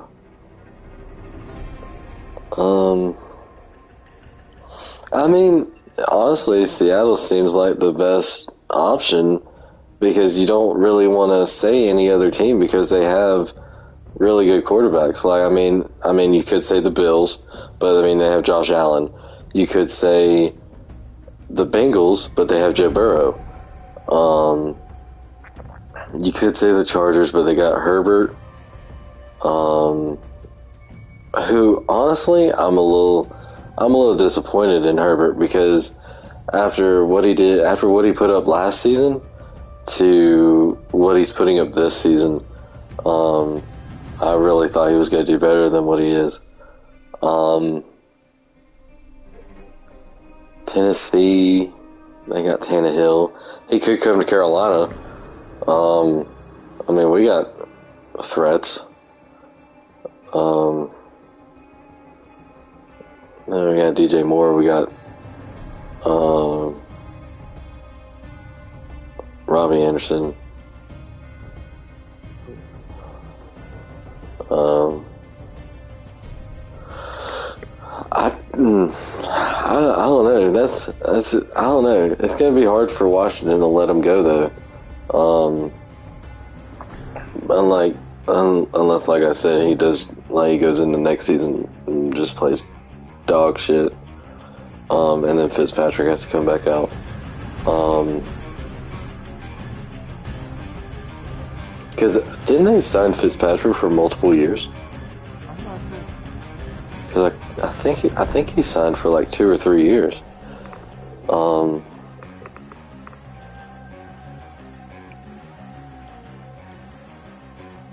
And I mean, I was talking to my buddy at work last night about it. And I was doing because we were talking about how there were so many teams that are just playing really good. And some of the teams that we talked about are like Washington with like they have a shitty ass record, but they're in the playoff picture. And I made my predictions. I said AFC Championship game is going to be New England and who did I say? I think I said New England Buffalo. And I think I said NFC Championship was going to be Tampa Bay, and I think I said Washington because I mean the way Heineke is playing right now, and it's not even just Heineke, it's the whole team. Like their defense the other night against Seattle was probably the best I've seen them play all year. And I brought up the fact that imagine if their defense was that good all season. Or just, I was like, just imagine if their defense is that good the rest of the season. Without Chase Young. Imagine how better it would be and more dangerous it would be with Chase Young. Even though he didn't really do anything before he got hurt. He had a few sacks and put a lot of pressure on quarterbacks. Yeah, but he wasn't getting to the quarterback like he was last season. Last season he almost sent Joe Burrow to fucking heaven. But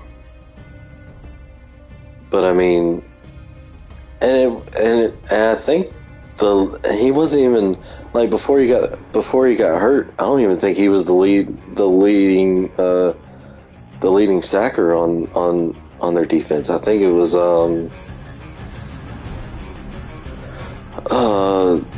there's the one on the other side.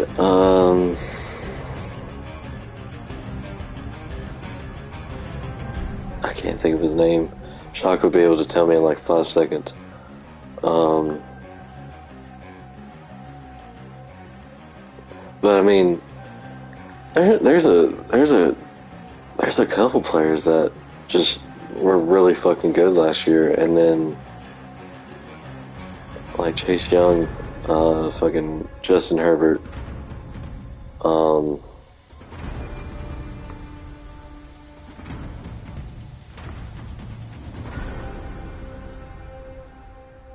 I think Tennessee's going downhill. Honestly, I mean, they lose Derrick Henry for the season.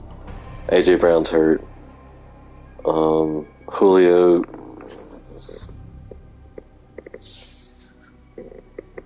keeps getting hurt.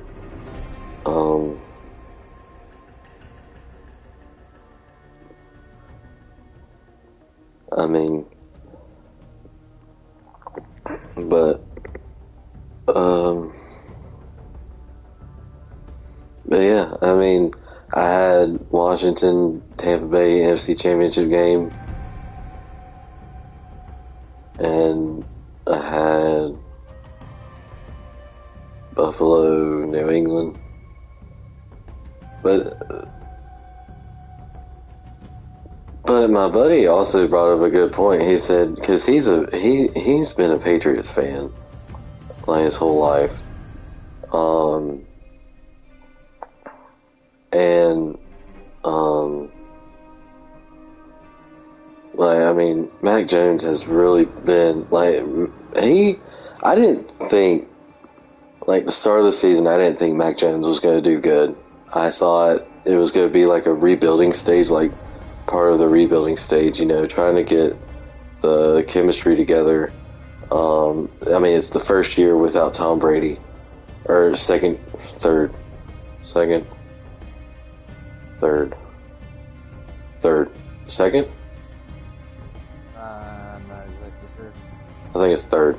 So like they're still trying to work on it. And I didn't think he was. I didn't think that, you know, I didn't think they had a strong receiving core. I didn't think their defense was going to be that good. And then they traded fucking Gilmore to Carolina, and I was like, yep, their season's shot. But then he just starts fucking throwing the ball, and I'm like, yeah, damn. I don't know, where the fuck is this coming from? Like, this motherfucker's playing like he's in fucking college. And, but he brought up a good point. He was like, I mean, he's playing really good now, but, I mean, if he gets to the playoffs, he might choke. Which, I mean, I understand, because, you know, rookie quarterback, or first-time quarterback going into the playoffs, you know, most of them choke. But I don't know. That picture I put in the chat, I tagged Shock in. It's looking pretty good so far. I think if the season ended right now, that would be a good fucking wild card game between Washington and Green Bay.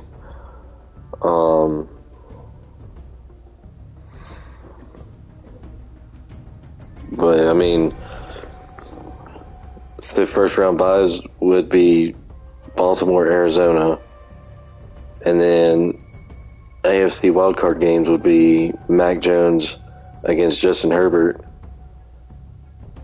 Tennessee against Buffalo, Kansas City, Cincinnati, and then NFC would be Washington, Green Bay, 49ers, Tampa Bay, and Dallas Rams. So, if I had to make predictions off of that shit, I would say Patriots, Buffalo, yeah, Patriots over Chargers, Buffalo over Tennessee. That's if Tennessee doesn't have AJ Brown back and can get their shit together. I feel like Cincinnati could pull off the upset against Kansas City. And I also feel like Washington could pull off the upset against Green Bay. I mean, if Heineke could take down Brady, Cam, and Russ, what makes you think he can't take down A-Rod? And then Tampa Bay over 49ers, and then I don't know.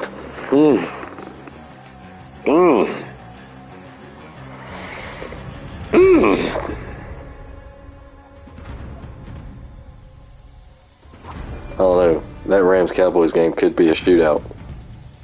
If Stafford could get his shit together.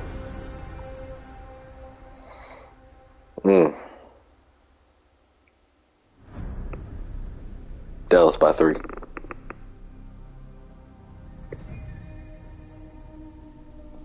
Like, in my mind, I'm thinking Rams by 3, but since you're still in the party, I'm saying Cowboys by 3. That one could honestly go either way. That's what I'm saying. Like, that one, I think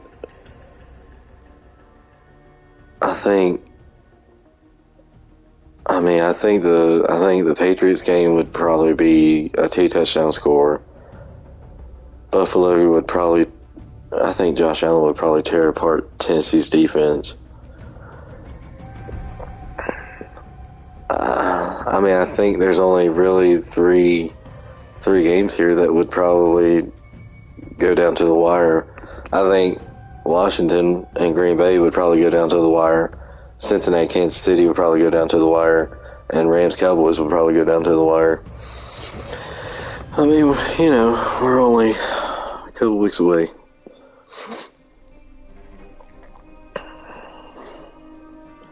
But, I mean, yeah, I mean, it could go either way. Especially if there's upsets this week. Oh boy, if there's upsets this week. I mean,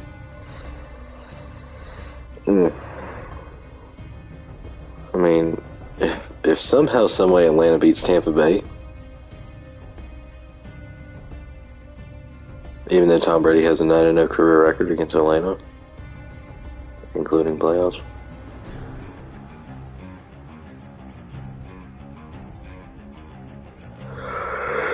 And then Chargers Bengals that'll move something in the AFC side. That's crazy. Each of the last 5 meetings between the Chargers and Bengals have been decided by 1 possession. And then Vikings Lions. Minnesota's won 8 straight games against Detroit. Shocking. Arizona's 6-0 on the road this season, 32.8 points per game. They play the Bears. If the Bears could pull off an upset, that would be fucking great. Miami's allowed 17 points or fewer in 4 straight games, tied longest active streak. They play the Giants.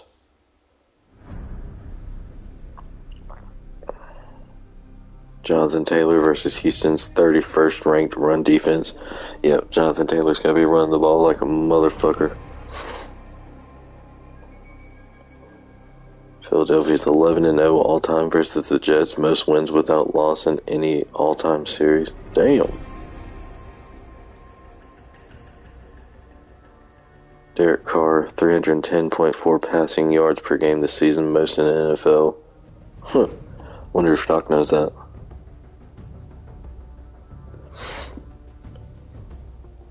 Their defense better show up like they did against Seattle if they're going to stop that shit.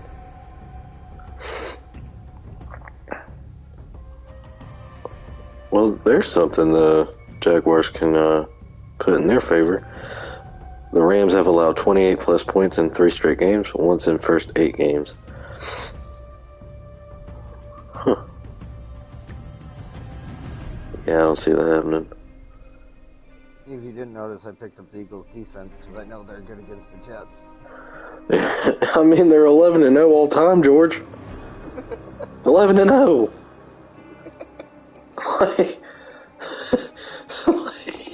that's fucking. It's not a bad strategy call there, is it? I mean, the Eagles' defense ain't that good, but when you're 11-0, and the last time they met was last year, and they tied 31-31. So they're 11-0-1. Good Lord. But they haven't lost in fucking 12 meetings. They haven't lost. I mean, Baltimore's allowed 84.2 rushing yards per game this season, second fewest in NFL. They played the Steelers. Watch the Steelers, like, show out this fucking game and, like, destroy Baltimore. Wouldn't that be something? Seattle's won 13 of the last 15 games against San Francisco. Like I said, Claypool's due to have his biggest game of the season. Right after you fucking trade him, yeah. Who did you trade him to, Jason? No. Brandon? No. Kyle. Oh, son of a bitch.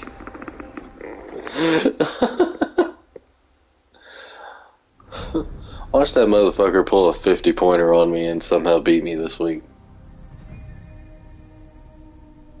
Then I'm gonna come to you, George, and I'm a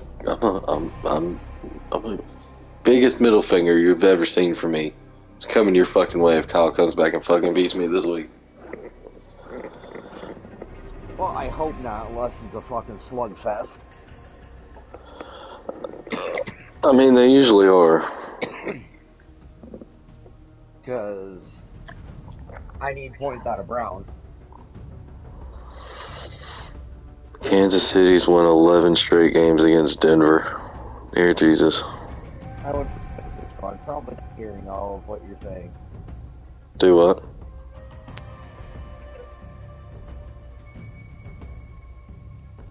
What do you say?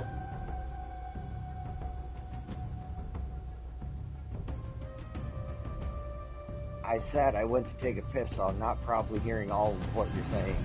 Oh, all I said was Kansas City won 11 straight games against Denver. Okay. Yeah. But yeah, like I was saying when I went in there, I need points out of Marquise Brown.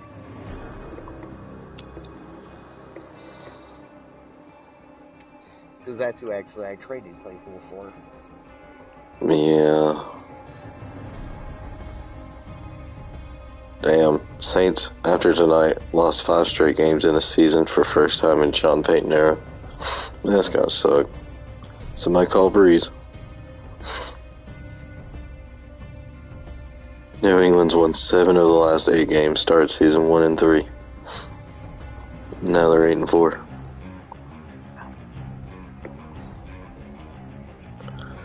I mean,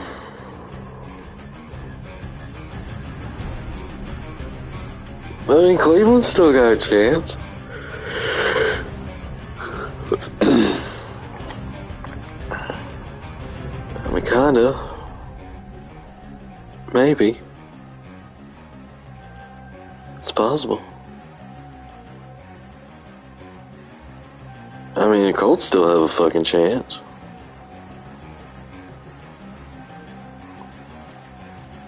Hell, Broncos, Raiders, they still got a fucking chance. Honestly, I'm curious to see how this week plays out in the beginning part of next week.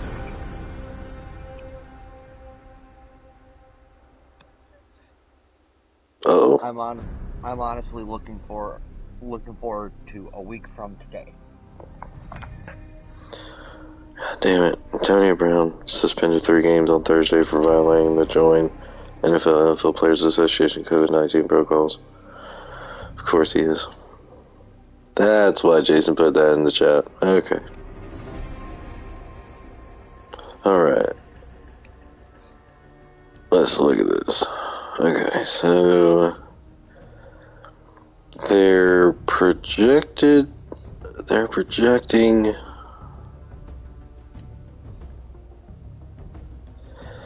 Alright, so Daniel Jones' status is uncertain as of this writing. I don't think the Giants offense can survive against this peaking, ravenous Dolphins group without him, especially if Kadarius Toney and Sterling Shepard don't return.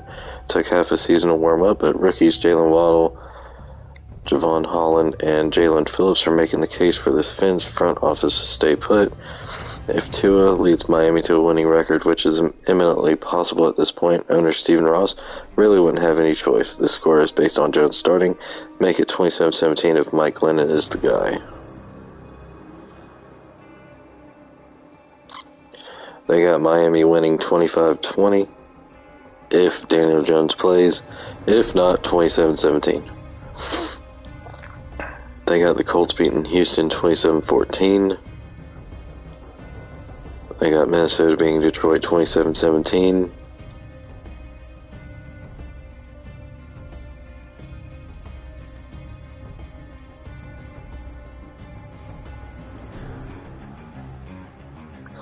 They got Philadelphia beating the Jets 31-17.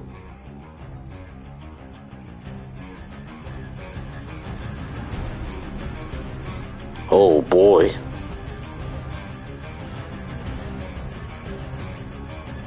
Oh boy, what? If Jalen Hurts doesn't play Sunday, guess who's gonna be starting for the fucking Eagles? Who? Old mustache himself. Gardner Minshew. I'll still take it. Arizona beating Chicago 34-17. Ooh, Chargers beating Cincinnati 28-27. I don't know about that one. Tampa Bay with a 33-16 win on Atlanta. Not a shocker there. Rams with a 33-14 win on Jacksonville. Definitely not a shocker. That's a shocker. Vegas 27-24 on Washington. Either the Raiders will finish this game 7-5 or Washington will finish this game 6-6. Two outcomes I can't quite believe are possible. Washington's defensive turnaround without Montez Sweat and Chase Young defies all logic. Although it's worth noting most of the football team's damage came against Cam Newton in his first start, and this depleted version of Russell Wilson. Derek Carr should be able to find the holes in the zone in a game where there are likely to be a lot of long drives and few stops. That is true. Their defense did, they have momentum, so they should be alright. Baltimore 30-20 on the Steelers. 49ers 27-21 on Seattle. Kansas City 27-20 on Denver.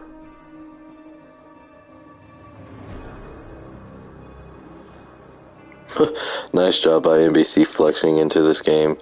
Nice job by Denver winning last week to make it more interesting. I feel like I know what I'm going to get from the Broncos offense, short on offensive tackles against a revived Chiefs defense. They'll be passable, they'll break tackles in the running game, and they'll probably play close to a draw. I have no clue what I'm going to get from either the Chiefs offense or the Broncos defense, two of the highest variance units in the NFL, and improving Denver pass rush suggests that the best way to beat the Broncos is to run at their lightweight crew and avoid their talented secondary. Andy Reid, however, is not a man to do the obvious, especially coming off a bye. Then they have Buffalo beating New England 20-17.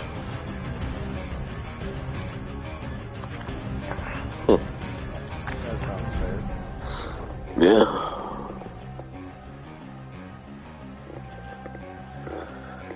NFL's 6 most important running backs down the stretch. Darrell Henderson.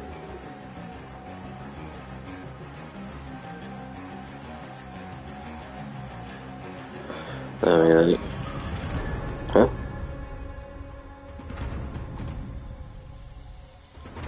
The Rams have lost. Oh, go ahead. You stopped reading the top 40 or top running backs there, going down the stretch. Yeah, 6 most important running backs down the stretch. They got Darrell Henderson, Rams have lost 3 straight games in part because they don't have a good enough ground attack. Well, yeah, that's true. Over the last 5 games, Henderson has averaged 65.8 scrimmage yards per game, and while notching 1 rushing touchdown. This is quite different from the first 5 games of the season when Henderson posted 98.2 scrimmage yards per game with 4 touchdowns. It's on the 3rd-year running back in his offensive line to get back on track. Los Angeles offense will continue to struggle if it can't run the ball and alleviate pressure from Matthew Stafford, who's thrown a pick 6 in 3 consecutive games. Glad I got rid of his ass. Then you got Alexander Madison. Oh, there's a lot of pressure on Madison to perform with Dalvin Cook, who's averaging 108.3 scrimmage yards per game this season, out several weeks with a torn labrum. There's no timetable for his return, but this is a position Madison has been in before. He's played in 4 games without Cook, including weeks 3 and 5 of this season since being drafted by Minnesota in the 3rd round of the 2019 NFL Draft. Vikings have gone 3-1 in these games, with Madison averaging 124.8 scrimmage yards per contest. Vikings RB1 is tough to replace, but Madison has what it takes to help Minnesota make a playoff push. He does. Yeah, I mean he's good. I mean, isn't that the one that Shock stole from you? Cause you like picking him up and the guy from Cleveland. I've noticed that. Those are your 2 free agent running backs that you like picking up whenever they're in free agency. When I'm in the need for them, yeah. Yeah. Then you got Joe Mick. Go ahead. Both worked out for me though. That's true. Yeah. I mean, I've picked up the dude from the Browns several times, and he's got me decent points. Then you got Joe Mixon. It's not a coincidence that the Bengals are on a roll coming out of a bye week and 2 more than convincing victories. Their star running back has recorded 288 rushing yards on 58 carries with 4 touchdowns. In the team's 2 losses prior to its Week 10 bye, Mixon had just 97 rushing yards on 27 carries. The Bengals are a much better team when Mixon is at the center of the offense. He makes the unit much more physical and sets up the play-action game for their confident young quarterback and playmakers on the perimeter. Currently, the Bengals hold the 5th seed in the AFC playoff picture, but are just 1 game behind the Ravens at the top of the division. Sticking to a run-first game plan that features Mixon behind an improving offensive line could be their ticket in. I wouldn't mind seeing the Bengals go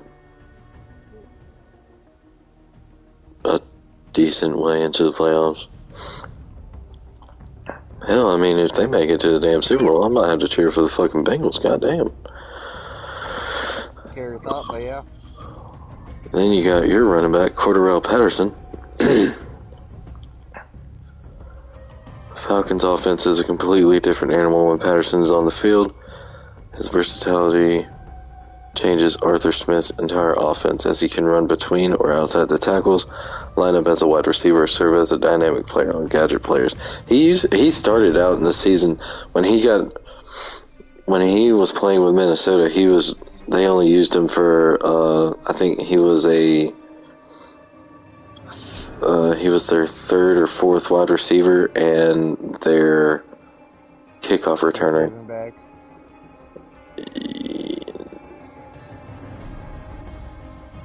No, I don't even think they used him as a running back. I don't think Minnesota, because that's when they had Adrian Peterson. So they didn't really need another back, yeah. Yeah. And I don't think he made the transition to running back until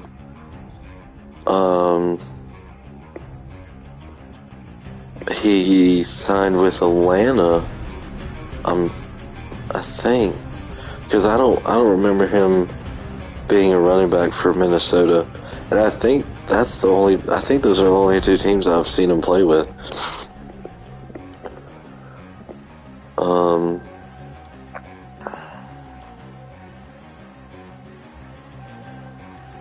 Line up as a wide receiver, serve as a dynamic player on gadget players.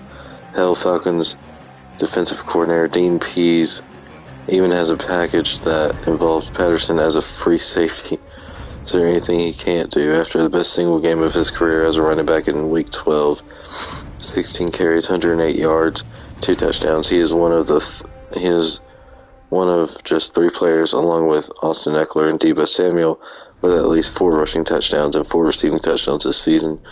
Furthermore, Patterson is the only player in the league with more than 400 rushing yards and 500 receiving yards in 2021.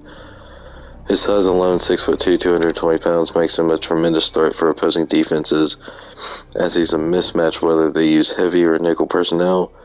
The Falcons are still very much in the playoff race, and Patterson is one of the few reasons there's belief they can sneak in. He just has to stay healthy. Did they just say the Falcons are still in the fucking playoff race? Mm-hmm. That'll change. And then you got Tony Pollard.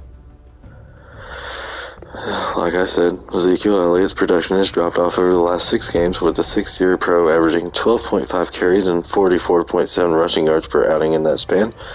Some of his struggles are undoubtedly health-related, after Zeke was held to 25 yards on 9 carries in a Thanksgiving Day loss to the Raiders. Head coach Mike McCarthy voiced his concern about Elliott's lingering knee injury. It's that time of year, McCarthy said. Zeke's running style is ferocious. He gives a pounding and he takes some hits. We need to evaluate that, and this week we'll see what the preparation looks like for him. So maybe the 45 yards tonight was just to see how he would do. I don't know. There's no indication that Zeke actually will receive a lighter load against the Saints on Thursday night and beyond, but Pollard will be ready whenever called upon. Not widely viewed as an every down back, Pollard has the ability to thrive in that role, at least in my estimation. He's been an explosive running back with 13 runs of 10 yards or more this season, including 3 of 20 yards or more. The Cowboys' run game has taken a backseat to the passing attack, but it's evident that Dallas needs a strong run game if it wants to succeed. McCarthy and company will especially need it in the postseason. Then you got Jonathan Taylor. So that just vouched for Taylor to be the first running back since 2012 to win the league MVP award. So of course he's going to make this list. The second year back is the main reason why Indianapolis is relevant in early December. After starting the season 0-3, the Colts have clawed their way back to an even 6-6. Since week 4, Taylor has run for 100+ yards in 6 games while logging 14 rushing scores during a span. The Colts rank second in the league in rushing yards per game and first in points per game. Indianapolis' 2 most recent losses versus the Bucs in Week 12 and Titans in Week 8. Taylor had 16 carries in each game for 83 yards and 70 yards, respectively. Leaning on Taylor allows the Colts to stick to their strengths with a strong run game and defense. Consequently, the team doesn't have to completely rely on the ever-inconsistent Carson Wentz, who had 3 of Indy's 5 giveaways in last week's loss to Tampa. Currently just a half game behind the Chargers for number 7 seed. The Colts take it to the postseason, whereas number 28, you can't forget that.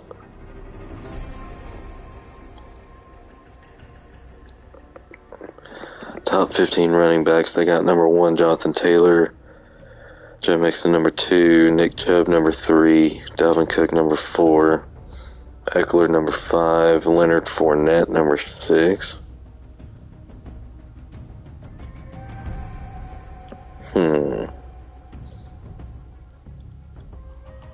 Taylor's got 1,205 rushing yards for 14 touchdowns.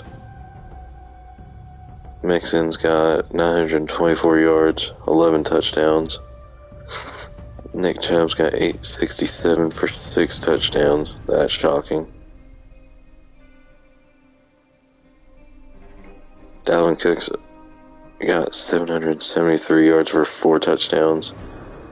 Eckler 604 for 7. Fournette 621 for 7. They got Najee Harris. He's got 708 for 5. He's not a bad running back. Harris now. Yeah. Like, he's really, he's really fucking fast. I mean,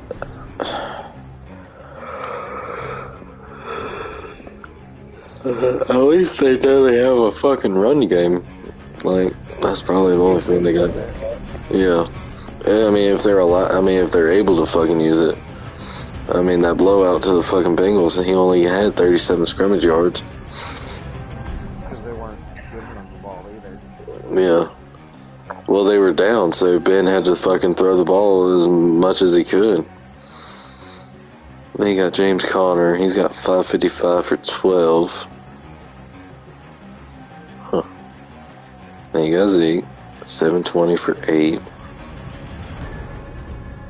Then you got Elijah Mitchell from the 49ers. 693 for 4 touchdowns. That dude's beast too. Yeah. I mean, that win over Minnesota, he had his career high 168 scrimmage yards.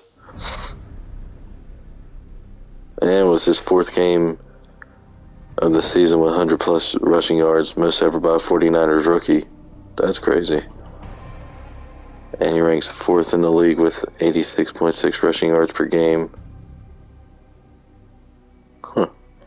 Then you got Damian Harris, 643 for 8 touchdowns.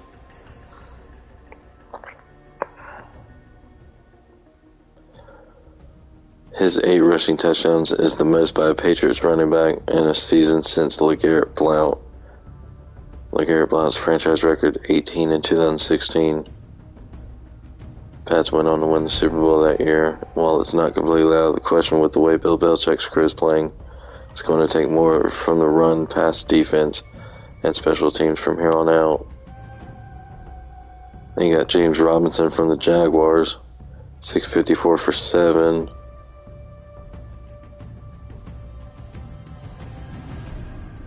He leads all Jaguars with 852 scrimmage yards and 7 touchdowns, while no other player has more than 3 scrimmage touchdowns.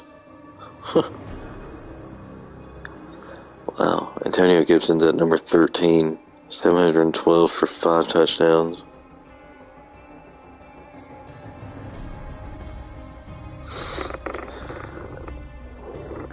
Gibson is coming off a career high in carries with 29, receptions with 7, and scrimmage yards 146 in the game against Seattle.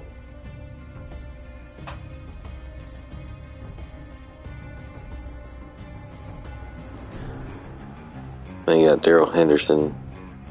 They have him at number 14, 648 for 5 touchdowns. Melvin Gordon, 605 for 5 touchdowns.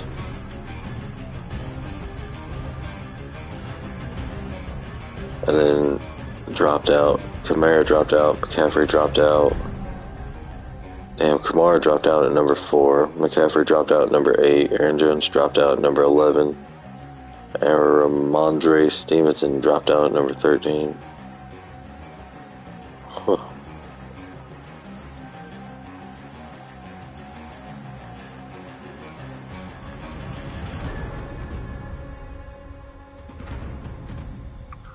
Ooh, 2022 draft. What are we looking at?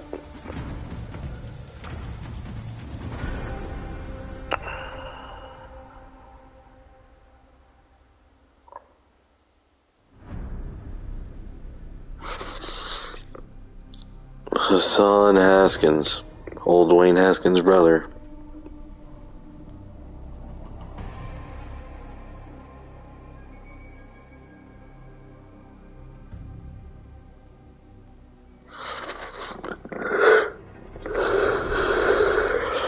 Who's number 1?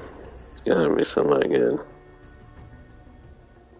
Aiden Hutchinson, the edge out of Michigan. Okay, never mind.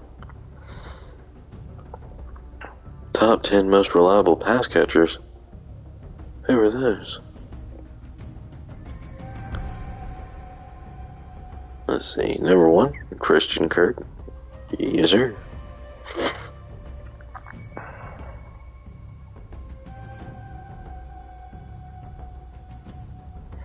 Number 2, Hunter Renfrow. Then you got Chris Godwin, Cooper Kupp, Justin Jefferson, Devontae Adams, Adam Thielen, Amari Cooper, Jalen Waddle. Really?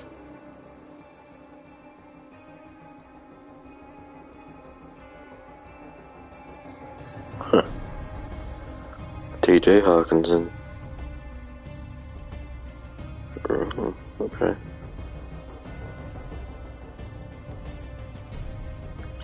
That's fancy.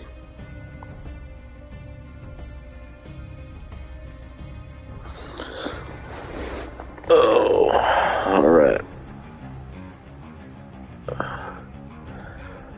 Alright, so my fantasy guy, he's telling me to start Antonio Gibson against the Raiders. And he's telling me to start Myles Gaskin against the Giants. And Jamal Williams against Minnesota. Alright, so if you have those three. Oh, and Boston. Okay, so if you wait. Okay, so there's four running backs that you should start this week. Antonio Gibson against the Raiders. Nope. Myles Gaskin against the Giants. Nope. Jamal Williams against the Vikings. And Boston Scott against the Jets. Nope, ain't got any of those. Alright. Well, I got 4 that you should sit. Okay? God damn it. First one I got. Saquon Barkley against the Dolphins. Sit him. Rex Burkhead. Sit him against the Colts. Tevin Coleman. Put him on the bench. And Matt Breida against the Patriots. But why would you sit Saquon against Miami? I know this is going to cause some outrage in the Start Your Studs community, but how has that worked out for you so far? Saquon has rushed for fewer than 60 rushing yards in every game this season. Dolphins have not allowed a running back to top 10 fantasy points in the last 4 games. And look at what they were doing to CMC. I mean, Christian was targeted only once, and he didn't even make that catch. It's a rough season for the Giants. If you think Freddie Kitchens is going to get this figured out for this weekend, then I encourage you to play Saquon. But you've likely gotten this far without him, and it's time to look at some of those guys who have been carrying you over the last couple of weeks. If he breaks out, feel free to screen grab this and send it over to my friend at Old Takes Exposed. I'm not scared. Okay. Alright, wide receivers. Alright. I got 1, 2, 3, 4. I got 4 you should start. Alright. Michael Pittman against the Texans. Devontae Smith against the Jets.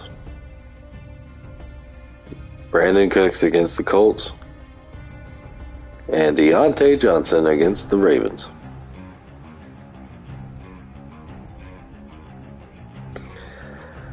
So, as long as you got Deontay Johnson starting, my fantasy guy says that's a good thing. He did say he's worried. He did say he's worried about Big Ben. But he likes the matchup this week against the Ravens. He said, I mean, the Ravens did look good against the Browns, though I'm not sure good is quite the right word to use in that sense. They won the game, and I'm sure that is what matters for most of you. Still, the Ravens have allowed the 2nd most receiving yards per game and 4th most fantasy yards per game to receivers over the last 6 weeks. Johnson has had at least 13 targets in 5 of his last 6. And hey, look, huge rivalry game. Let's fire up Johnson for this one. Alright. Do not play Cole Beasley. Don't do it. Nope. Do not play Marvin Jones. Don't do it. Nope. Do not play Elijah Moore. Just don't do it. And do not play Russell Gage against Tampa Bay.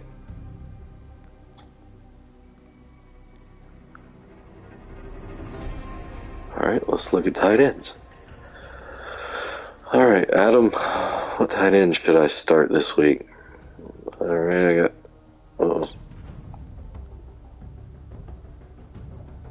I got 4 of them. Pat Freiermuth, start him. Logan Thomas, start him. Jared Cook, start him. Who is it that has Logan Thomas? It's Lilly. He's got both of them starting. He's such a genius.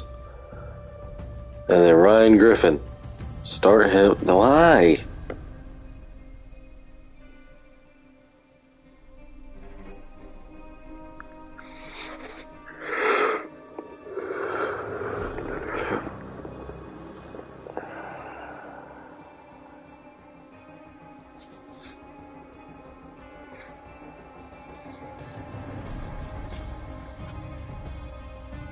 Okay, Ryan Griffin against the Eagles. Start him.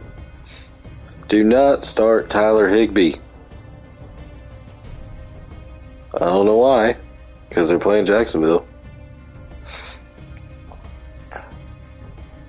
Oh, again, you see the Jaguars on the schedule and you think it's a great matchup. You think that, but that's not accurate. As well as sitting Matthew Stafford. Sorry, spoiler alert if you read this out of order. We're not going to take a chance on Higbee this week. We had him as a sit last week, and the same is going to apply here. The Rams are prioritizing Cooper Kupp, Odell, and Vaughn Jefferson. Higbee is way too far down the pecking order. Jaguars have been really tough on opposing tight ends this season. Kyle Pitts had nothing going against Jacksonville, who have allowed the third fewest fantasy points to tight ends this season. That makes sense. Do not start Hunter Henry against the Bills. Don't you have Hunter Henry? No. Oh, okay. Oh, you got Nope. No, you don't have that. Okay. I have 1 point, but I don't have it now. Hey, you don't have T.J. Hawkinson? Nope. Okay. Yeah, they said not to play him either.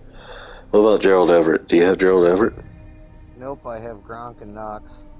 That's right. You got Gronk and Knox. Yeah. Yeah, I don't see them on the list anywhere.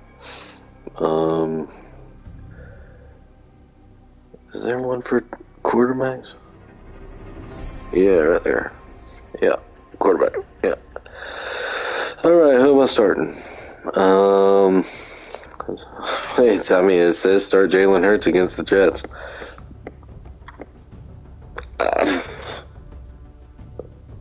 Okay.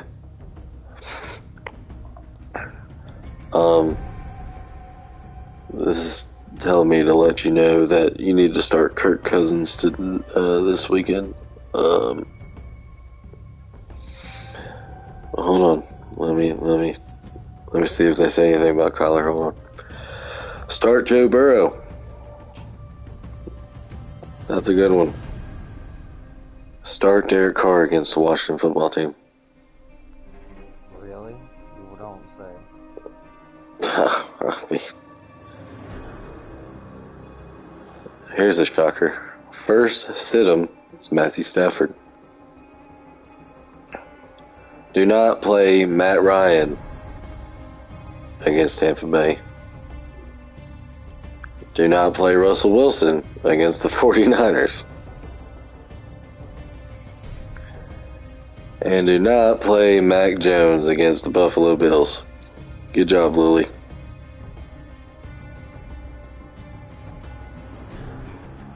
Kickers? We gotta start them, sit them for kickers? Oh my goodness. Do not... Wait. Yeah, okay. You should start Greg Joseph. Hey, who's your kicker? Bass. Okay. Tyler. Okay, you should start Mike Bagley. Okay. Jake Elliott, that's another one. And Matt Prater. Okay. Do not...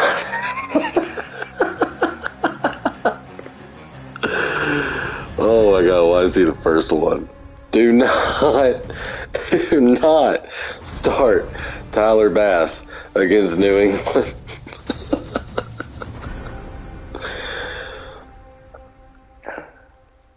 It says, are you going to just sit here and let me write about benching the Bass Master?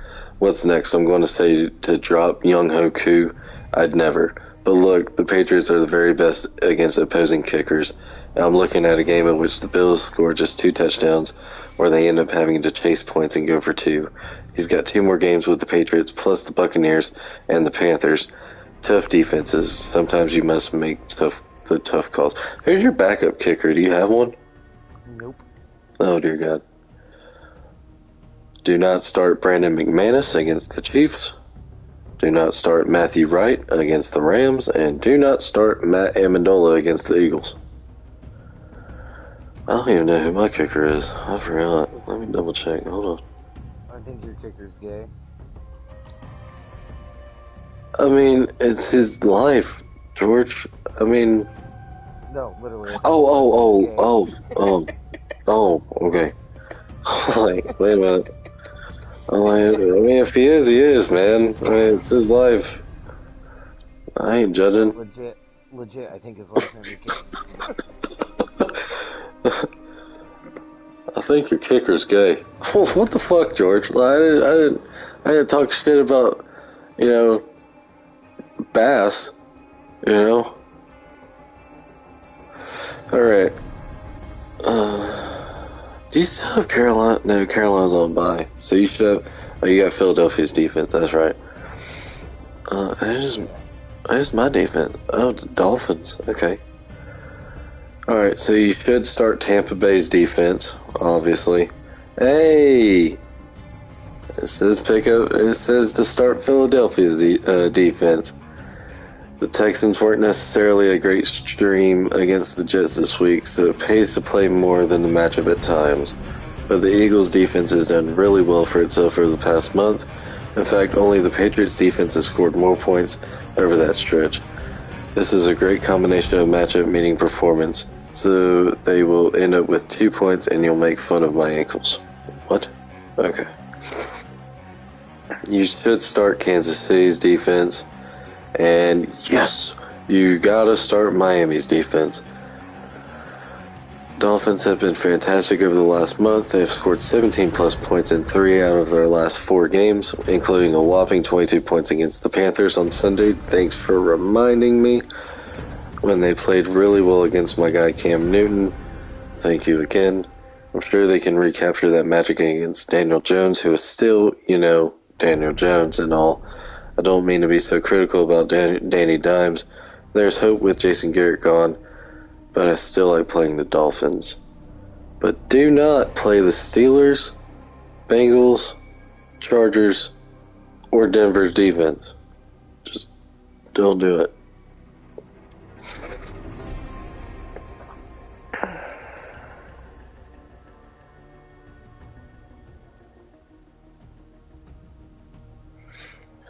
Oh, nobody's got any injuries. That's good.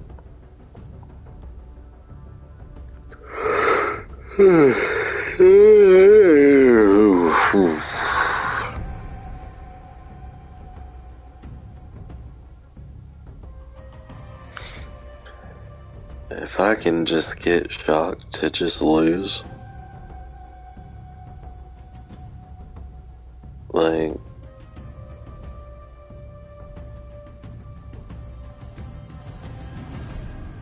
I need Steven to just go ahead and get this, whatever the fuck he's doing this week, like, out of his system, so that I can just get an easy win next week. And then just have you destroy Jason next week, after Steven embarrasses him. And then I need Brandon to somehow find a way to upset Shock. That way I take the 4th seed and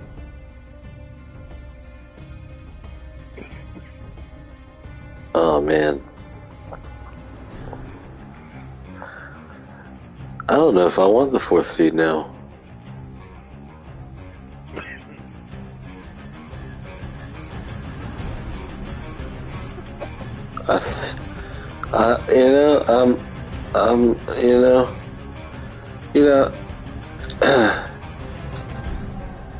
I just thought about it.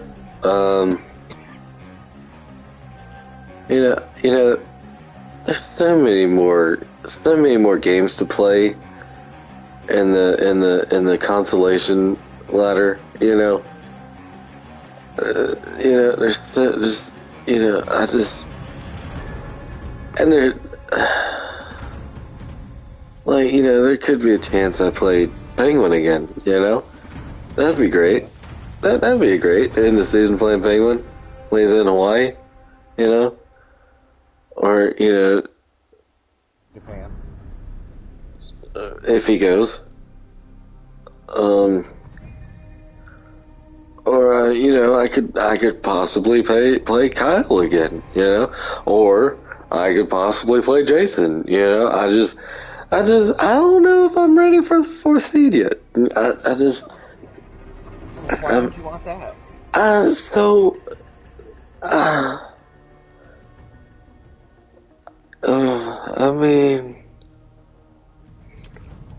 Let's look at the schedule. Okay. So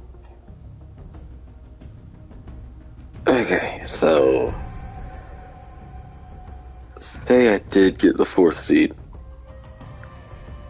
Mm-hmm. That would mean I have to play the 1st seed, right? Mm-hmm. Last time I played the guy that's, hanging on to that 1st seed right now.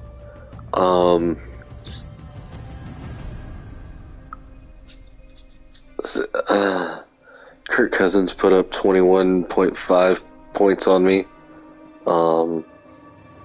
Dalvin Cook, which I wouldn't have to worry about this time. Possibly. Put up 15. Patterson, a whopping 19.6. Freermuth, who you don't have anymore, 21. And my team was shit. Stafford, 13 bomb, Williams, 11, Carlos Hyde, 6, Diggs, 14, Jefferson, 17, Arnold, 10. I don't have a lot of those players that you're talking about anymore. I know. And neither do I. I don't have Stafford, I don't have Hyde, I don't have, I think Arnold is on injured reserve. Hopefully I get him back by the end of the season. And Tyler Boyd only got me 2.1. I think I dropped him. No, I didn't. No, he's still on my fucking team. Kansas City's defense got me 10, so I'm pretty happy about that. But I should have played Bridgewater that week. I should have played Miami's defense that week.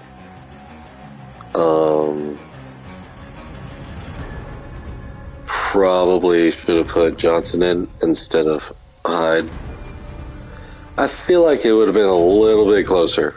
Just a little bit. Because... What week was that?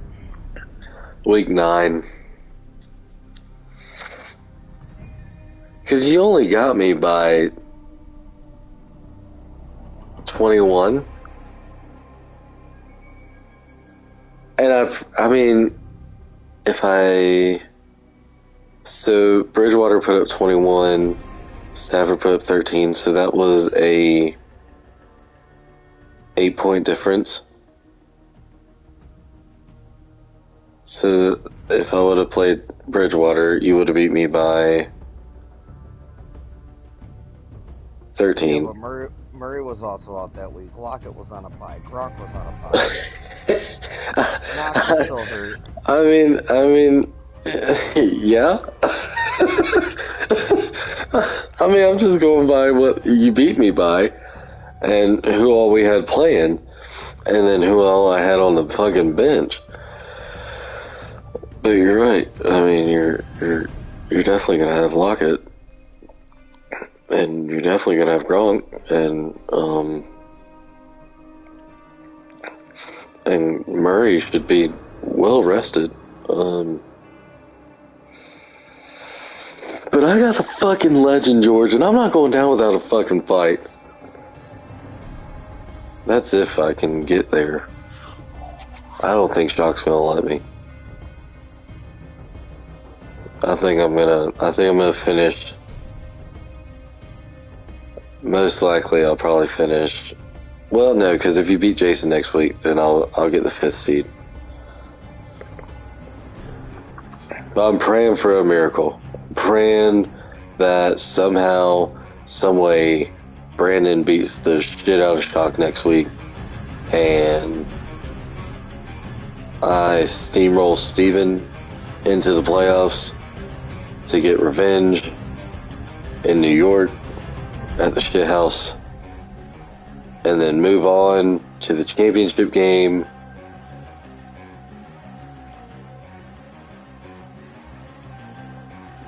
to play Brandon.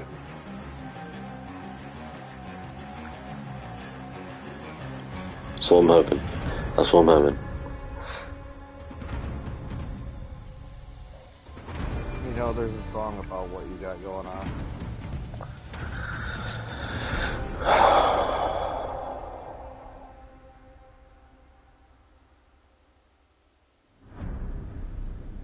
I don't know if I want to hear it. Called High Hopes.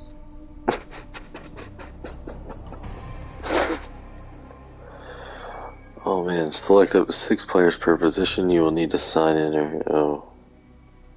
I don't want But my ass needs to go to bed. I've been up far too long. to. Yeah, I'm about to head that way too. 1:30. Oh. I don't let you talk all that often. I usually don't talk that much unless I'm fucking drunk. Well, for some reason you'll talk to me when it's just me and you.